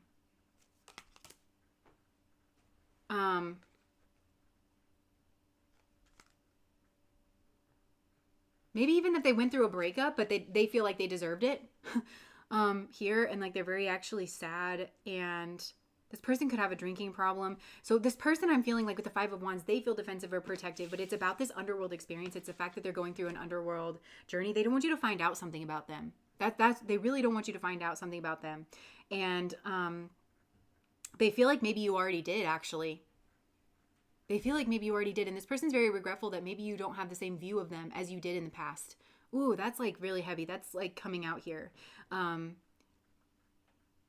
This person could potentially feel like there are enemies that they have that tell you their business or that are in competition with them or something like that. And this person just, that's why they feel protective about you finding out certain things, is because they want to be competitive when it comes to you. And they also, Five of Pentacles, Sanctuary card. So you are sanctuary here to this person, but they don't want you to see them as being lacking. And they feel like you have great powers of observation. Okay, so there's something about your energy. Again, remember, like you comfort them, but they just feel like you just see them very clearly. You have great powers of observation, and that you are going to be able to see that they are immature or sad or blocked off here in some way. For some of you, there's somebody else here. For some of you, there's someone else here that this person cheated on, and they're going through a breakup. And like I said, it's deserved, and they potentially could even have like some kind of a court battle to go through. And this is all very karmic for them. And they feel like their fortune is being... They feel tortured. Like this person feels like tortured. They're going through some kind of underworld journey. And I feel like this person could even be like in kind of a player energy where they're just kind of like, you know, going from person to person, or they were trying to take from you. Okay. I feel like this person was trying to take from you, and they feel guilty about this because they see you as somebody who is all the things. They see you as somebody who's warm and loving and nurturing, but I feel like this person was trying to take from you, and they feel very defensive about that. And I feel like their ego is potentially justifying those decisions, or they're like on some kind of autopilot where they're not really even considering those decisions, and they're trying to get you to not see all of those things. This person feels very protective and very touchy here at this current point in time. They're the Fool. This person is a lot more immature than you think that they are, and they took a risk. They took some kind of a gamble. And I feel like this person's prone to doing this. I feel like that potentially is what broke up this other relationship here. But I feel like they took a risk and they took a gamble with you, and you found out about it. You found out something here that you weren't supposed to find out about, that this person thought you weren't going to find out about. And because they want you to see them as the emperor. They want, and they had some kind of plan or like strategy that they've thought really a lot about. And they know something needs to change. I feel like this is a person who's maybe even potentially prone to third-party situations, and they know that, and they know something needs to change with this, but they kind of go around and around in their mind. They know something needs to change, but I feel like there's something to do with this person's money situation or something like this where they're like, well, now it's just not really the time because of their ghosts from their past and the truth. This person can't face the truth about themselves here in the past, which is why they're so... like they certainly don't want you to be facing it, but they see that you're actually a person who is capable of facing it. This person is also very afraid that you're going to know about their ex or meet their ex, or that their ex is going to have a conversation with you and tell you exactly what went on here in this situation, because this person knows they did wrong. They know that they messed up, and this person actually wants to get their act together for you. They want to turn things around for you. They want to be responsible for you. But this person has a lot going on here in the back. This is like a hellscape here in the background going on with this person, and it's actually a mess, and they just want the freedom. They want to live a double life for now, where they are dealing with whatever problems, and there's anger and there's frustration and there's fighting. And for some of you, there's like legal fighting here. Okay. And they're trying to deal with that, and they don't want you to find out about it. So they're very guarded and they're very protected, and they don't want you to find the truth. And I feel like some of you even said something, or you asked them a certain question, and you might not have even thought that there was anything wrong with it. it's like a normal question that you would ask somebody, and then this person just like hackles up, whoa, like, or something, and then like unleashed on you, and they feel like they might maybe even gave away their position, that there's something here that's like not right about them. Oh my gosh, what is going on with this person? This person is major in their head, especially at night, because they're a player. I feel like this person's a player, and this person's immature, and they just, this is like kind of very dopamine driven individual, where they just get themselves into it. This person just gets themselves into it. Ma'am, what are you doing? She just started scratching the carpet back there. So again, I was just saying that they kind of get themselves into it. And look, I'm giving her attention. So maybe they act out in order to get attention. This person could have had some kind of plan to act out or to try to get you jealous or something in order to create some kind of Two of Cups. And it doesn't make sense. But of course it doesn't, because this person's in a very jumbled space. And there's a lot that they're lying to themselves about. So they're not even in formulating their quote unquote strategy. I'm hearing there's a difference between strategic thinking, which I feel like you actually have, where you can navigate a situation well, and taking these weird strategic actions in order to cover up your own immaturity. So I feel like this person might think that they're being strategic. And again, it's like a justification, but really they're just emotionally immature and they can't face that. Oh my gosh, there's some kind of skeleton in this person's closet, you guys. I feel like it's big. Okay, and then with Baron Samedi, so he has a wife, okay? He's from like the voodoo traditions. He has a wife, but he cheats on her all the time. He's out smoking, he's out drinking, he's out partying. I feel like that's what this person is, but they're trying to hide this from you. There could even be a child that's involved here, and I feel like this person is trying to kind of clear the air of this, but they tell themselves that they're kind of trying to clean up this mess, but frankly, they think that that's what they're doing, but I wouldn't trust this person's perception of what cleaning up a mess actually is or actually looks like. There could even be, okay, I feel like with this person, there could be a past partner, okay, that they're in some kind of contentious breakup with, and they know that they did wrong in this relationship, and they were the reason that this is breaking up. There could even be somebody else here on the side that is really trying to get them into a committed relationship that they don't actually feel that way about. And then there's you, that somebody that they actually feel like you're very nurturing. I drive myself crazy wanting you the way that I do. So this person, yeah, they want to be with you. They want to move on with you, but there's something here. They think you're going to discover something about them. I feel like you did find out about something, or there was something that was said where this person kind of wonders if you found out about it. Or they wonder like how much you know about them or a certain situation or a certain person.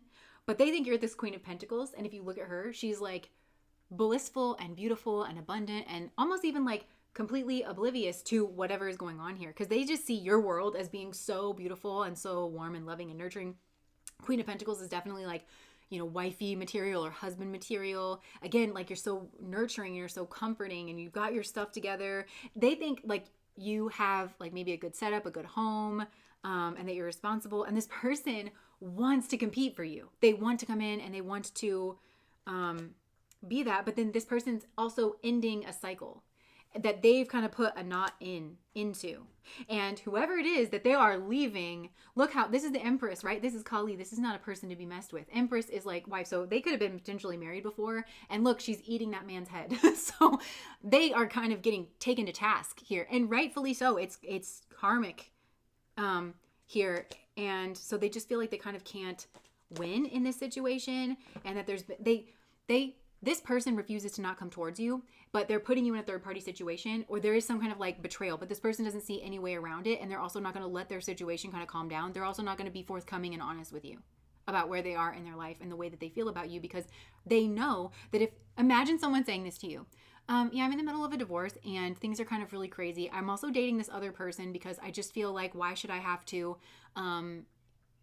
be sad? I just want to kind of let loose for a while, but I really like you. I feel like you're my soulmate and you're my partner and you have everything going for you and you're somebody that I really want to settle down with, but just like not right now. Okay, I'm just gonna like wild out for 6 months to a year. Like, is that gonna go well? No. Yeah, so this person is just really living in a fantasy world. This person is also following some kind of weird idealistic dream, and it is going to like smack them in the face. And I feel like it already has, because you found out about something here. So what does this person think of when they hear your name? All this mess kind of comes to the surface. Ooh, I just saw this eye. I don't know if you can see in the underworld, like in this, there's an eye right here. And it's just like peeking out from the shadows, and it's really, really scary. So this person, I feel like, is watching you. Like they're observing you from their own... this person might be being watched. That gave me the creeps. Three of Pentacles, Ten of Swords. I kind of think of someone with little man syndrome with this. You know, he looks very proud and, you know, they want to build. They know that they need to kind of go through this painful ending, but this is someone who just wants to go through this painful ending and then sweep it under the rug and never think about it again. Because potentially this person was married, and it might not have... they might not have wanted to be married in a past situation for whatever reason. And they felt trapped in that situation. And it was very argumentative. But, and so now they kind of just want to cut loose. So I don't know why they would have been married. Maybe they were from a culture or something like that. I don't know. What does this person think about? I keep seeing the Emperor. Like, this person wants to be your Emperor. They think about leveling up, but they also think about a certain strategy, and they think this strategy is more like bona fide than it actually is, when really it's just masking their immaturity, their emotional maturity. Oh my gosh, with the Page of Wands. I feel like there could be a child in here, okay? And it could have been because this person stepped out. Even on, like, maybe, I don't know. Maybe that's why they had to get married in the past, was because, or they felt like they did, was because they made a child with someone that it was meant to be like a Knight of Wands situation, just like fun or not committed. They might not have even been in a committed relationship with this person, and then ended up getting them pregnant, and then they try to do the right thing and then end up being married. But this person, in all actuality, didn't want to be married to this person here in this situation. And so they feel like they're kind of getting their karma for going along with this situation. But with the Page of Wands, I'm kind of getting that this could potentially be a child. And for some of you, maybe there's even more trauma going on here where the child didn't make it or something like that, like heaven forbid. But they, again, feel like maybe potentially you could find out about this. And we all deal with trauma differently. Like, I feel like this, if that did happen, then this person just, again, like, just wants to move on from it. They don't want to think about the pain of it, you know? Yeah, so I feel like this person's also having money issues. They could be between homes, between houses, and they're worried that you're going to judge them. But this is like correct judgment. They're worried that this person's trying to prevent you from seeing who they really are, and then passing some kind of judgment on them. This person is really trying to be mute, like trying to play up to some idea that you have of them. So it's a lie. This person just thinks about, I'm hearing, oh, the tangled webs we weave. This person thinks about, they're really scared of all their lies catching up with them. That's what this person thinks about. She dropped him by getting pregnant. I'm definitely seeing that. Like, because this is definitely a person that, first of all, like, I just have to say, I feel bad for somebody who would even do that, because it means they have incredibly low self-esteem, just to begin with. Doesn't matter the situation. Somebody who's kind of trying to take something that doesn't want them, as a messy situation karmically to be in as well. But then a person like this, why are you trying to attach yourself to a person like this? Even if that is what you're going to do. Like, do you not have enough problems? Like, that's my first thought here. Like, this is a problem, this person. Yeah, so they're trying to keep things kind of stuck in a stasis because you're their dream. You're their dream. Maybe that's even why they went along with this in the past, and they were like, I feel like this is the type of person who just never wanted to get married. It wasn't even something that they wanted. They just wanted to kind of live fast and loose their whole life, and that's what this person legitimately wanted. So they got themselves into like kind of a whole mess of a situation, mostly because they were just drifting around and aimless and insecure. There's a quote that I'm thinking of where it's like, from Alice in Wonderland, the Cheshire Cat, where he's like, where do you want to go? And she's like, I don't know. And he goes, then it doesn't matter which road you take, because both will get you to I don't know. You know? So this person strikes me like living their life like that. They have no rudder. So they were just kind of getting blown around, and I think to a certain extent getting tied up with people that wanted to kind of bring them along, because this person didn't have a vision for themselves or anything to hold themselves to. They kind of got drawn into people who was like kind of put that up on to them, you know? Not appreciating the live stream. Why would you say that? Why not just click off? maybe this person, there's something like that too, where it's like, why not, if this isn't what you like, then why not just like leave it be, like leave it alone. Yeah, okay, tower moment. Okay, because of a tower moment, this person's clearly going through a tower moment because they're the Fool. And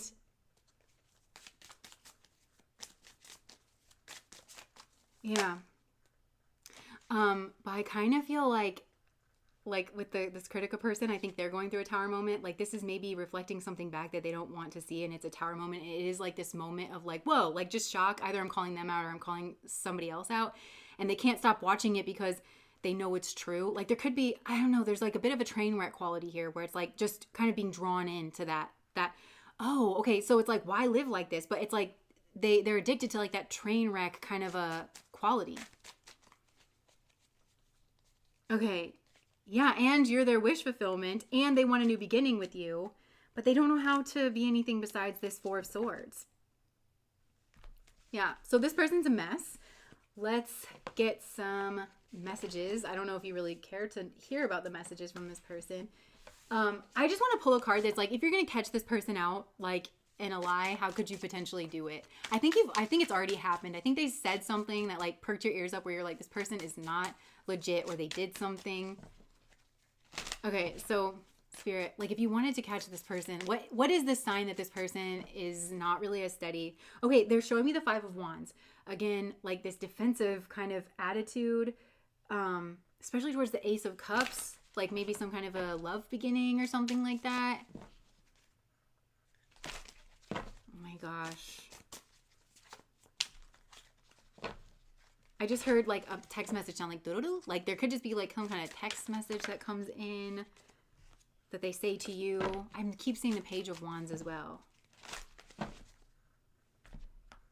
Not admitting the truth, some kind of truth that you would already know, and that this person is waffling. You might know that this person's between two houses, that they're making some kind of a decision here.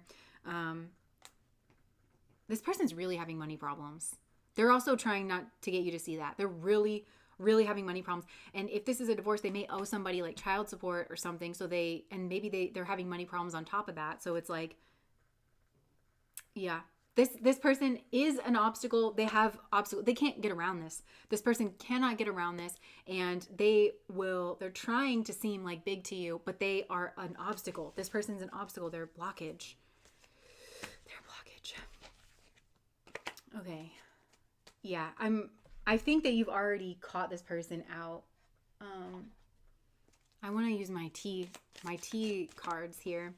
Archway, new opportunities, possibilities, and paths opening up. So for you, there is a new opportunity opening up, and this person is afraid of this, and they can kind of sense this for you because you have this breadbasket energy. So this person's coming from a place of lack, and you are coming from this place of abundance. You have a lot of earthy energy in your chart, recognition, reward for merit.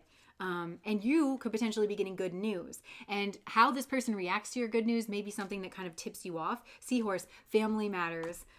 So you could be getting good news in regards to family matters, potentially. Spiritual guidance, protection from harm. So you're protected here in the situation. Spirit is navigating you through the situation. This is probably why you can tap into this energy using the tarot. Because this person has problems to be resolved. It all stems from the fact that they are an arrogant, boastful person that you should not cross. And they are a fan of you. And this is like romance, celebration, and party. So this person may be trying to connect with you at a romance, celebration, or party because it's kind of that non-committal energy. Anything else here, Spirit? Catherine, thank you for the $10. Bag, something important such as a new job or a raise. So this person, I don't know, successfully overcoming a problem. I feel like this person's trying to get a new job or a raise, but they're successfully kind of overdoing the overcoming something here. Oh, I feel like this person can be waiting for some kind of news about a new job. Take care, there'll be a loss of material wealth because this person's like really cutting a thin line here financially. Tearfield, someone new is entering your life. Yeah.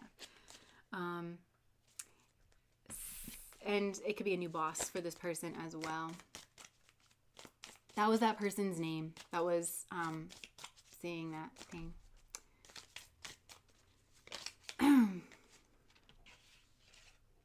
Opportunities are waiting for you. Yeah.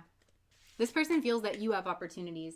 They don't want to miss you because this person knows that you're going places, and they feel the pressure of like being ready now because they feel like they're the one for you. So that's why they're getting into all these bad habits. Not that it's an excuse, but that's why they're getting into all these bad habits. So let's get some messages from this person.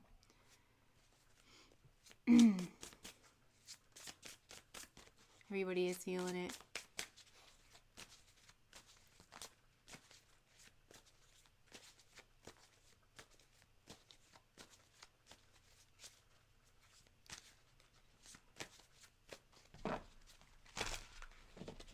All right.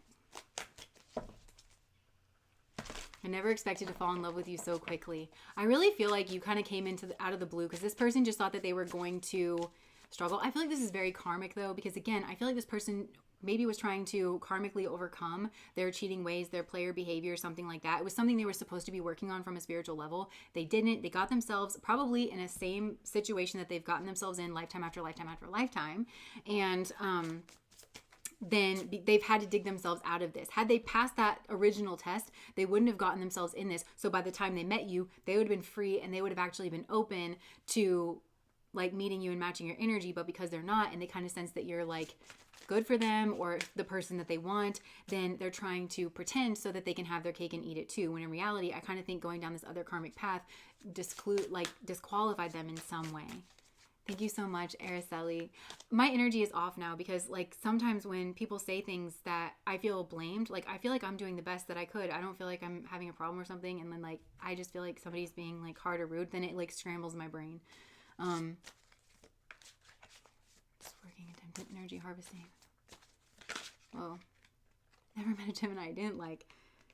I hate this distance between us. It doesn't feel good. I feel like this person may have even tried to put distance between, especially if you found out something about them, they could have tried to put distance between the two of you because they didn't want you finding out something about them.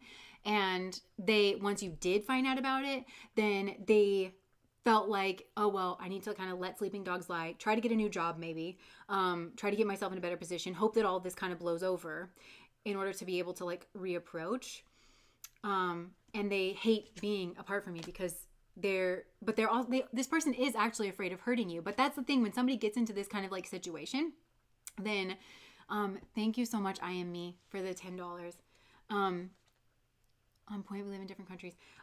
Because this person really is actually afraid of hurting you. And I think this person's realizing that living so messy in the past actually had consequences, and that they are not actually maybe as desirable of a partner as they could be because they have all this baggage and they have all this stuff going on, that if they just brought like kind of, I feel like the bare minimum of conscientiousness and awareness to their life and to the decisions that they were making, and at the very least, even if they didn't have like an overall goal in their life, but they had a goal to just be like maybe a person with their stuff together or somebody who was upstanding, then they wouldn't have just like devolved into this kind of like impish behavior where they were living fast and loose, and then potentially these kinds of things can happen because they're starting to realize that they maybe shot themselves in the foot, or that the future that actually they're starting to realize, because this person could have even been young. I don't know who you're dealing with. But if they were young, then it's like they maybe just didn't have enough life experience under their belt to even solidify in their mind what it is that they wanted. But they're realizing that they kind of shot themselves in the foot before they even gave themselves a chance at like figuring out what it was that they wanted. And so, yeah, I've never loved anyone the way that I loved you. This person, I'm really getting that for this person, that even if they were in a situation before, it was just out of necessity. It was just because they had accidentally had a baby or something like that. And it wasn't planned. It didn't come out of this person's feelings for this other person. If anything, I think this other person maybe had very strong feelings for them and didn't want them to leave, or, something like that. And, yeah, so, but now all of a sudden this person is like, well, I'm kind of starting to put together that I want this kind of life, but I'm realizing that I might have disqualified myself in some way, and now I'm afraid of hurting you. This person is, I think, kind of frantically trying to clean up their mess. And this is the double life energy that's coming through, where it's like they are kind of trying to, but they're on the back foot. This person's very much on the back foot, and because they're trying to hide so many things, it does make them deceitful. It does make them dishonest. It does make them untrustworthy. No matter what happens, my heart will always belong to you. I mean, this person has strong feelings for you. I think similar to pile number 2, it's kind of woken this person out of the stupor that they were in. I never experienced this intense connection before. I never expected to fall in love. That's what I'm getting with this person. I feel like this person was never expecting to fall in love. Maybe they felt like they weren't even moved by love. Maybe I'm hearing like, maybe I'm a sociopath. I don't know. Like this person maybe had wondered that before. And then all of a sudden they met you and they were like, actually, I think I want the traditional thing, like with this person. I'm always here for you. There's no one else. I'm thinking about you all day. Yeah, definitely getting that. Well, thank you so much, Aiden. Thank you, guys. Okay. I feel so guilty about my action and what I said to you. There could have been something that was said or done, and this person does feel guilty about it, but they're feeling guilty about the way that they've been living. That's what I'm getting. No other compares to you. I'm working on myself so I can come back. Please wait for me. I'm kind of getting this, that this person maybe put distance between the two of you so that they could become another person. And I do think the intention is to genuinely become a different person, to put themselves on a different trajectory. I do feel like this person's taking responsibility for this, but a little bit late, maybe a little bit too late. I'm moving on. They're scared that you're moving on with their life. This person feels like I'm moving on from my life. I'm moving on from like this underworld situation, kind of like that. I get scared for being honest with you. This person is not trying to be deceptive just for the sake of being deceptive. I think this person wants to tell you the truth, but they also want to, this sounds weird. I think this is a part of their strategy. This person wants to get more road behind them, get a different kind of life going, actually show up and be the person that they want to be. Even if it's just kind of new, to be able to say to you, to be able to have a leg to stand on, to say, okay, now let me be honest with you about my past. This is what I have going on. This is why, this is what, this is how, this is who. And here's like what I've changed, or what I'm going to change. Here's what I want. And I did all of this for you because of my feelings for you. This person wants to make the big gesture, you know, like from Chasing Liberty. How they talked about, I'll quit for you, darling. I'll do for you, darling. Like this person actually does want to do that. And I don't think you asked this person to do that. And I think this person does want to genuinely, I think this person kind of knows that actions speak louder than words and that they can't show up. And maybe this is something that they know about you and understand about you, but they know that they kind of can't show up with just empty promises and empty hands and hopes and dreams. Like, just please believe that I'll be this person. They don't want to do that. They kind of know that you might be no nonsense too. I miss our conversations and the sound of your voice. All I'm thinking right now is how attracted to you I am. This person is mad attracted to you, okay? But it's like coming from a loving place. I'm putting myself first right now. Don't forget about me. I haven't forgot about you. So this person feels like they need to clean up their act. They need to focus on themselves. For some of them, they're in court or legal battles over something here, and they know that they need to sort that out. They need their money going to certain areas. I feel like this person, again, they're having financial difficulties. They're really maxed out here. They could be between houses, like I was saying. And so they know that they kind of need to stabilize. Anything else? I know I hurt you. I don't want to hurt you again. I know that we're spiritually connected. I am really thinking you found out something about this person. Oh my gosh, you guys, Luna. Luna is just sitting here. Aren't you, girl? Aren't you? Cutie. I've always wanted her to come chill with me, like in these readings, because we have this kind of bond. Yeah. I wish they could see you. Yeah. This person, they really love you. I feel like this person they picture like a home that is comfortable where you can be near them and like comfortable too. Because again, going back to the beginning of this reading, there's something about you that really nurtures them. I feel like there's some connection you have to this person's moon space. I want more than what we have. This person wants more than they ever thought that they could have. This is reminding me of, there's somebody in my life who, the person that they're with, it's kind of funny because they grew up in an inner city. They had a really difficult background, and I won't go into it, but just know like it was really bad. And this person really never thought that they could kind of amount to anything. So they were in this like very negative, nasty kind of an energy. Met this person that I know who is one of the greatest human beings to have ever lived. Very genuine, very sweet person. And was really attracted to her, wanted to be with her. Still had these old habits, ended up cheating on her a couple of times. Well, she didn't tell any of us for like years, like actually literally years.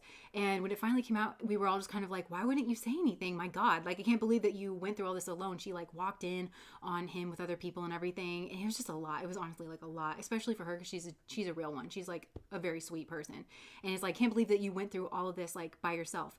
And she said, well, the reason I did is because I knew that he was the one for me. I knew that he was messed up. I know. She's like, I can't even describe this. I know he's my soulmate, and I know that he can actually make the changes and that he's serious when he says it. And I just didn't think that you guys would understand. So I wanted to protect how you saw him because I didn't want him to feel awkward. I didn't want to make this any harder for us than it actually needs to be. Okay. And I know what some of you are thinking, like, oh my gosh, because that's what I thought. I was like, yeah, because that's not true. And I just didn't want her to get taken advantage of. Well, now they have 4 kids. He finished his bachelor's degree. He has a master's degree. They have probably my husband and I have a really good relationship, I think, and it suits me very well. And it's something that I didn't really think was possible. They are like the only people in my life that I've seen their relationship. And I thought that is actually a relationship that I wouldn't mind replicating because they are real ones together. They have 4 kids. He is like just such an upstanding person. He has a master's degree, he has a good job. He's really turned his life around. And like, that was kind of the big thing is like, he just never thought that he could be anything. He just thought he was trash that was like thrown away by society. And he actually, I don't know, all it took was like somebody believing in him. And I almost told you who this person was. But this person that I know, she was like, God only knows what people who knew us back in the day think about our relationship, you know? Because, yeah. Anyways. Oh, thanks. Yeah, so some of you could potentially be in that situation with this person too, where you know that they're struggling, you know that they messed up, you know that they're in this dark energy, but you also see that this person's striving for something different, and you just have this unknowable kind of explanation. Like, I don't know, it just feels very strong here between the two of you, even though this is a person who has really been struggling. I've liked you for a really long time. I want to see you so bad. So if this person has put distance between the two of you, or maybe you were the one that put distance here, this person's trying to make productive use of their time and they want to see you so bad. I'm talking about you to others. I am who I am. I keep writing and deleting messages. I have a hard time communicating. So this person, I think, kind of reaches this point where it's like, well, I can't just be ashamed of, like, you know, who I am forever, even though they kind of are, and it's motivating them to change. So this person's really going through it. And for a lot of you, I just want to kind of back this up and say, I can tell that this person is in an ugly energy. And I'm not saying that everyone should make the same decision that this person did. I feel like it was kind of a lesson for me because I can be very logical, and her knowing something in a non-logical way, and then I've known them for a very long time, it's like actually really worked out for them in a real way, has been like a real eye-opener for me, that sometimes you know things that just transcend what you know with your mind, you know? Yeah, so some of you are going to choose to walk away from this energy, and you're well within your right to do that. For some of you, this person may not be able to overcome the challenges that they are facing, and that's going to go one way as well. But for others of you, you may be in that other boat. I don't know with this pile.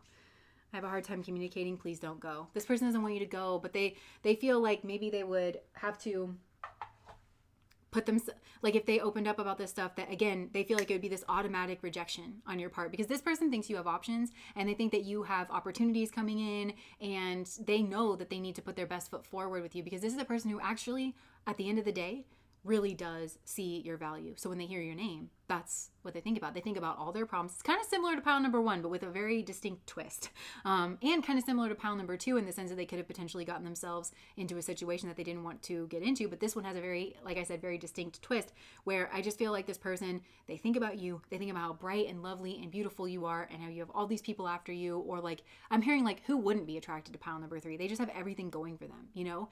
And on the one hand, it motivates them. On the other hand, they feel like they're not really measuring up, and they don't want you to see them as that. They want to be a match to you. And that's a very healthy kind of a dynamic, because you're pulling this person kind of up, you know, you're building up their momentum. So that's what I have for you guys. Pile number 3. You, like, squad here, have a really good influence on the people around you. I feel like Luna loves it. Yes, you do. You have messages for the people?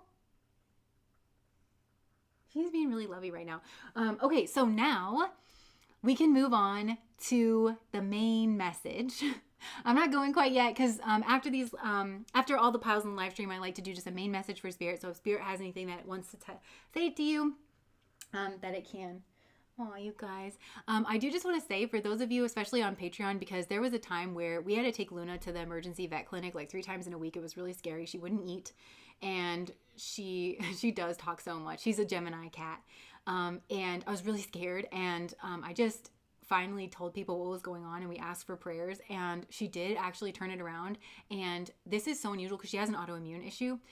we have not had to take her to the vet like since then. And usually we have to go at least every 6 months so she can like get her shots and everything. So I don't know, but thank you. Thank you for whatever prayers. And I know a lot of you are witches and maybe did something for her. And I just want to throw it out there. If you do have like spells or rituals or prayers, if you want to include my cats because they struggle, that would be very appreciated. But like I said, they're doing really good. So, okay, let's cleanse ourselves.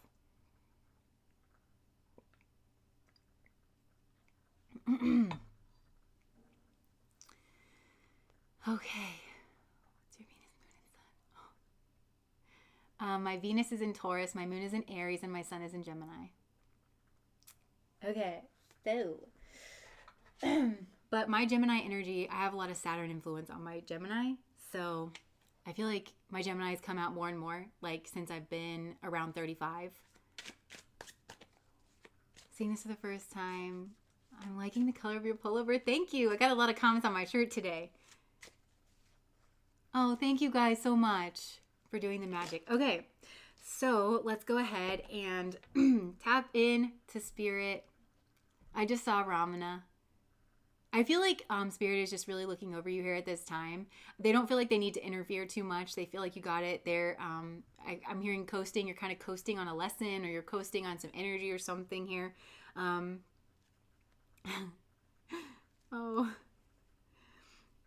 Oh, I'll say this. Okay, Amy said, I think you're the only one that could pull off that jumper. You know, I think more people can, because I try to figure out my like body type, and I'm a soft gamine, and like gamines are like the small kinds of people, and we actually look really good in like bright colors and high necked things, and I think a lot of women are actually gamines, like smaller types of people. Oh, thank you so much. Okay, so I'm hearing you got this. Like your guides, I'm hearing like the message that wants to come in. Like it feels you're in a good, like a pretty good way here. At least like, yeah, Hermit and the Page of Wands. So I'm hearing just kind of keep going. I feel like a lot of you have been tending your energy. Maybe you're doing meditation. Maybe you are feeling very balanced, especially like in your inner world. And I feel like it is actually leading you to some kind of maybe revelation or new beginning or something that you really actually enjoy. I just feel like you have a lot of like balance in your inner state. Yeah, she does eat cat grass. Whoever's like just watching this and not reading the comments, they're like, what about cat grass? Sorry. Okay, I feel like you're headed towards some kind of new beginning, and the energy feels really fresh and fun and lively and free. Some of you could be heading out to like, maybe you've been in a period of inner energy, and some of you will go out with friends and have dinner or just have a night out on the town or something, and it'll be really good for you, like really rejuvenating and very refreshing. You could even meet a friend or see somebody that's going to like maybe apologize to you. Interesting. So somebody may want to apologize to you, and you feel like very protective here of their energy. But this is a person who is who is getting a new perspective on things. This is a person who may also be very attracted to you. I'm hearing a glow up. So a lot of you could have really had some kind of a glow up. And I feel like this is energetic first and foremost, because they're seeing you as the Queen of Wands. But I don't think you trust this person's motives. Yeah, because they maybe come on a bit strong, this person, or they did in the past. So some of you might be getting a message from somebody, and you feel like it doesn't exactly come from the best place. And the reason you know that is because your energy is so balanced. Okay, I feel like you've ended a big karmic cycle. Okay, so if you get a message from someone, I think you already know this. It doesn't matter the kind of words that they use on the face of things, because I think you know this about this person already. They kind of know the language to use. They sort of know if they come at you and they call you the B word and everything, that's not going to fly over very well, and it'll be obvious that they're in the wrong. So that's not really the tact that this person is going to use. But this person is in quiet competition with you, bordering on, like, it starts off as quiet with the Five of Swords, but then it has the potential to like get into an argument. I feel like this person may actually be trying to bait you into an argument or trying to get you to implicate yourself in some way. I also feel like this person doesn't trust whatever process that you've gone towards. And you may be like, speak openly about your spirituality. Maybe this is a person who doesn't believe in spirituality. They're like, no, you didn't just like heal, and things are getting better for you. This person kind of projects outwards onto you their own sneakiness. I feel like you know exactly who this person is. This feels like a frenemy kind of situation, and they're really admiring what you've built for yourself, but they don't want to take the path to build themselves the way that you've taken the path to build yourself. They instead would rather take what you have or try to I feel like there's a part of their psyche that wants to prove it wrong. That like you're not as balanced as you say you are, or you're not as changed as you say you are, or happy, or like you're not as hardworking. This person maybe feels like you paid somebody off for something, or like quid pro quo, I'm hearing, and that you're defensive about it, and they want you to own up to something here. This person wants you to own up to something. This is the person who is the problem. They don't want to have to admit that they're the problem. So their ego is squirming, and their ego will do anything to defend itself, first and foremost, but to not have to just simply face the fact that they are turbulent, they are competitive, they are argumentative, that no matter what words they choose to use, if you are in as balanced a state as you are in, that you can feel it, and because it's just the truth of the situation, and this person is just really not wanting to go within and own that. My mom does that. Yeah, she's a big karmic. I feel like this is somebody you already kind of know. You already have their card on this. You're already pretty wary about this person, and this may be dressed up as an apology. This may be dressed up as an apology. And the only reason they're doing it is because they see you as having something that they want. Yeah, with the Saturn. So they're seeing some kind of obstacle here between the two of you. And there's something here where there's like a lot of smushed up, like condensed anger energy, like with Mars, because I'm seeing Saturn conjunct Mars here. And they're wondering what kind of steps, what kind of action that they could take. This also potentially could be a data mining endeavor that they have, like where they apologize because they feel like they maybe want to get your guard down so that you will expound. If you engage with this person at all, which if you can ignore them, I feel like you should. But if you engage with this person at all, keep it very short, very sweet. Yeah. Weirdly enough, this person has love for you, but they're also very argumentative towards your energy. So it just tells me that the quality, like the actual vibrational quality of this person's love energy is pretty low vibrational. Even though they have love for you, it's like this person's love is a bit traumatic, I'm hearing, but also a mess. So they really want to argue with you, but they also have love for you, and they're very competitive over you. And they want to defend their position in your life because they feel like you're their lovers. And this doesn't have to be a romantic interest. But for some of you, even if this friend is like the same sex, I feel like there could be potentially secret feelings here. I don't know, that they don't understand or that they don't talk to you about. Don't put that on somebody that it's like, because it's not going to be for everyone. This person just feels like you've leveled up. And so they want a bit of it. That's what this is. They want a bit of it. But they're going to act like, I feel like this, because I just said, like, this person wants a bit of it. Okay, so they have ulterior motives. They're the ones that's kind of selfish. I almost said sexual. In reaching out to you. But I feel like if you respond in a certain way that is not basically gushing all over them, like, oh my God, thank you. I've been waiting. I've been just sitting here waiting for this message to come through from you, because you're not. If you don't respond like that, like this person takes the attitude of like, you ungrateful swine, and you are heinous because you've XYZ or you're not XYZ. So I feel like it's the same old nonsense with this person where they try to kind of get you to believe a false version of yourself because you don't play along with their game. I'm going to pull some of the T cards for this, but yeah. Okay. So I just saw the Temperance card. I feel like you see this person coming a mile away, and I feel like keep your energy in that balanced state. This is somebody you've exited. I'm hearing exit this dream before I burn the damn place down, which is A Tendency to Shine by Adyashanti.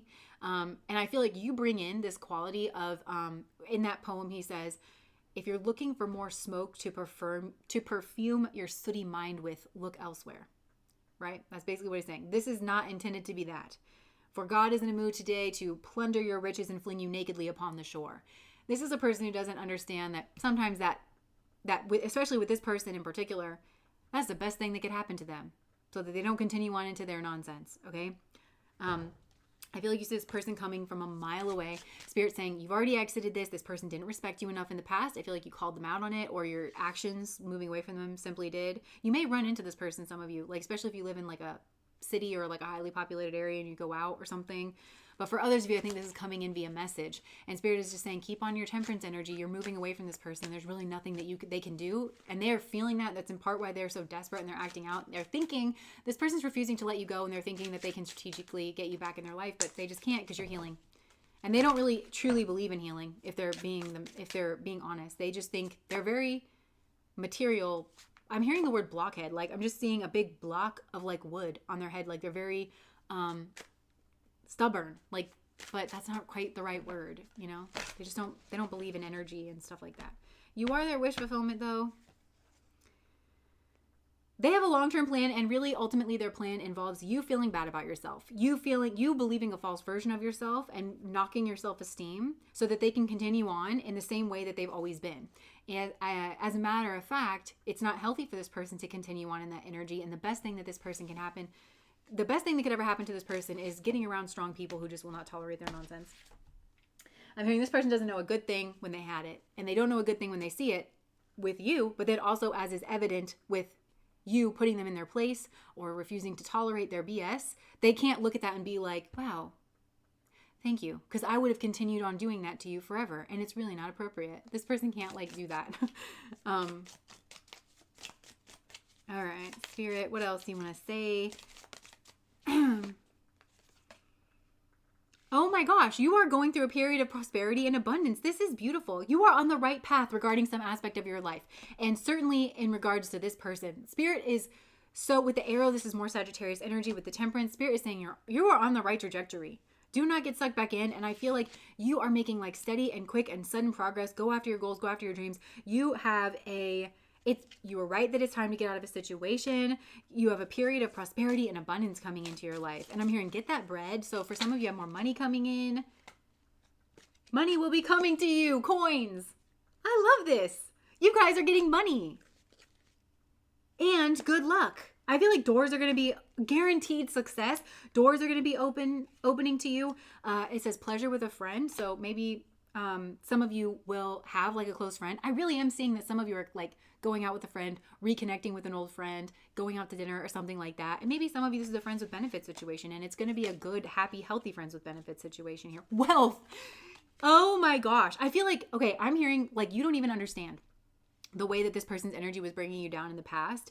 And by you cutting ties with them, now all of a sudden, all the abundance and the wealth that Spirit wanted to give to you, there's no reason for it not to come in. Because I feel like this person could have potentially, because they're a leech. They want something from you, as is evident by like them trying to come back in now that they feel like you are doing well for yourself.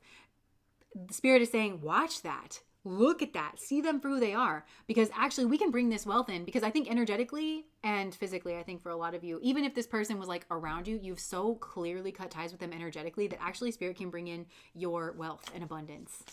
This is amazing. I feel like you guys are making money. Money, honey. Okay, some of you could potentially be going on a vacation, a vacay. Great and good fortune. Pineapple, reconciliation. So, this reconciliation, okay, so I was like, but we were talking about that being negative. Is it positive or negative? And then the frying pan came out. Trouble and accusations. This person is going to maybe be like, you ever gotten a backhanded compliment? I've never received so many backhanded apologies since I've started being on a tarot channel. And I've had to tell people no to certain things. And they'll be like, well, I'm really sorry about like such and such, but you're a total bitch. Like, you know, that's like what they like to sneak it in. And I think it's like the spiritual people, you know, because a lot of us struggle to just be open and direct, but it feels worse and it feels gross and it feels insidious when you try to like, and everything about you is perfectly and lovely, except for like, I super think this is the worst thing in the world about you. And I just don't know how you like even get out of bed in the morning or like put yourself out on the internet. It's like, I would be ashamed to do that, you know? Or I get like certain comments that are like, oh, I just like got the best thing out of this, like such and such and such and such and such. But, you know, and I feel like there's energy here with this person. So they may even give you a gift, you know, like pineapple is like a welcoming. It's like in the Hawaiian culture, like having a pineapple is like very, this person can invite you over for dinner. They could feign hospitality in some kind of way. And a sorry that isn't a sorry. Exactly. And then they think you're stupid because they think, but actually I don't think they do. I think they just want to land one. And that's what that's the energy of this person. They really just want to land one. And I'm hearing this person can lie to themselves, but they can't lie to you. And also there's other people that spirit is maneuvering around this person that also don't tolerate any nonsense. Like they're sharp as a tack, even if they are very nice and polite and they don't really explain why they move away from this person or something. Spirit is closing in on this human being and they're putting very sharp, intelligent, self-respecting people around them who are all kind of giving them the same message. And I'm hearing they're giving them what they gave to you. So if this person is being passive aggressive, I feel like a lot of people are doing that to them, where they're like, your work was decent, except for it was the most horrid thing I've ever seen in my life. Like, you know what I'm saying? Like something like that. I feel like they're really sort of like closing in on this person. And I think they're forced to face the truth of who you are because similar to the feeling in pile number 3, I think you actually bring a lot of nurturing and a lot of light. The moon is like a light in the darkness. I think in this time where this person is actually struggling, maybe they even want some kind of something from you, either money or nurturing. They want you to pet their head and tell them that they want to implicate you, you know, because they think you're a sweetie. And I think that's spirit's forcing them to face the truth of how they actually feel about you. Because this person might have made it seem like you were victimizing them, but in reality, the way that they feel about you when their life gets hard, they're like, all I want is to talk to, this person. All I want, because they understand me and they're actually very warm and loving and nurturing. And spirit's like, what was that? They're warm and loving and nurturing and really the only place that you can get what it is that you need. I wonder why you didn't treat them that way. I wonder why that wasn't the messaging that you gave to them. I think you need to be alone for a while. Sounds to me like you can't handle having friends, you know? So, bye Amy. Thanks for hanging out with us. This person has to face their own hypocrisy. They have to face that it was really just a tactic for them to blame you for something or ask you for something that I'm also hearing the 80-20 rule where it's like, the thing where it's like, if you get 80% correct or right, or if you're doing 80% a good job, that is really more than most people can really expect or ask for. And it's just best to like be grateful. But even in your own time management, it's like if you do 80% of something, the last 20% usually takes so much from yourself or so much from a situation that it ends up not really being worth it. But this person kind of can't help but go to like the 20% or to think that they're wronged or victimized because they don't get the extra 20% that they want, instead of saying like 80% is pretty damn good and let me be grateful for something like that. So I feel like there's something here where spirit is kind of making them recognize like, actually I did pretty good. I kind of think that also like this is a person who think like everybody has problems in their life and struggles and things that you really have to dig deep for. That is a normal part of life that every single living being can like expect. Abuse isn't. And they're not the same thing. So I think when this person feels pain, they think they've been victimized. And it's not always the case. It's just not. So I think they're kind of having to mature. This person feels really immature. Okay, I'm just going to pull one more card. Energies that you can lean towards, energies that you can lean away from. And then to help you out, and then we'll kind of wrap this up. I literally saw the abundance card. I feel like you guys have abundance coming in. This is really exciting. And I just saw the redemption card. So there's some kind of redemption where I think it's because you're cutting ties with people. Oh my gosh. Heading towards a renewal energy where I feel like a lot of you, I'm hearing soul retrieval. You've done some kind of soul retrieval. You're putting the piece together. You're getting a renewed wind in your sails energy. And again, with the friend energy with Isis and Osiris, there's some kind of like assisting force. I don't know if this is spirit. I feel like this is a literal physical person around you that's very maybe protective or guarding of your energy. This is a person who's singing your soul back to life, who is saying, actually, you don't need to put up with this kind of treatment. It is actually wrong. It is actually messed up. Actually, these people need to be dealing with their own nonsense. The energy to move away from is this Mithras sacrifice energy. So you're not to be self-sacrificial. You're not the sacrificial little lamb. You're not the sacrament. Because this person views your energy as holy and nurturing, like the sacrament, and they want to partake in your energy pretty regularly because it keeps them like on the up and up. But you're not an object. You're not to be used. And also Mithras, this is like the bull cult, and they used to meet like underground. So it's also like come out of the shadows. You're not meant to be like hidden away. You're not meant to be keeping things secret, especially things. Look at his face. He's upset. And he's like, why should I be made to sacrifice my perspective, my needs, my health, my happiness because it's uncomfortable for you? Move away from me. Like, you know, and move towards inspiration. Yes, yes. And there's something here that's reducing here in your life because, oh my gosh. Yeah, because you got sucked into something here with this sacrificial altruistic energy that caused you a great deal of pain. And it's by people who are just chaotic in a bad way. Yeah, so that's what I'm getting for you guys. I'm hearing creativity is necessity is the mother of invention. So I feel like you needed to get away from this, and so you found creative ways to get away from this. And I think maybe your creativity has led you down this path where you're going to be receiving some kind of money soon. So, yay. So if I ever see her on site. Oh my gosh. Yes. Taking a break, self-isolating is what I've been doing. Oh, good. Yeah. I'm hearing it's time. Like, I kind of feel like it's time for you to be a little more social or meet up with a friend or something like that. But this doesn't feel like going to a rave or something. This just feels like meeting up with somebody, having a good, refreshing kind of a time. So that's what I have. Thank you guys so much for spending a Friday morning here with our witchy crew. And I love that people are like, I love to have my matcha tea or have my breakfast, or I love that this is kind of like a part of your Friday mornings. I love that it's like a weekly part, you know, for me too. You're welcome, you guys. So for those of you who are on Patreon, we have a pre-recorded video tomorrow that is coming out, and we voted on what a reader would say about you. So that one was actually really interesting that came out. Bit of a trigger warning for one of the piles, but I'll explain that in the post tomorrow. For most of you, you know how Spirit does. Like, it likes to give you all the different energies. So that's coming out tomorrow. And yeah, that's what I have going on. So I think I'm just rambling at this point. Thank you so much, Brody, for the $3 and the dancing avocado. So much loveliness. Nice. Oh, thank you so much. Thank you, thank you. Messages from your pet someday. You know, messages from your pet is one that a lot of people request. I put it on the vote on Patreon quite a bit, and it never wins, but I do think enough people want that I will try to do that one. Yes, guard dog's so awesome. I love sheepdogs. Nice. Nice, nice. All right.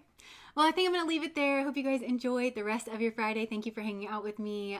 We'll have another video come out on the channel Wednesday, and then we'll do another live stream on Friday. Bye, guys.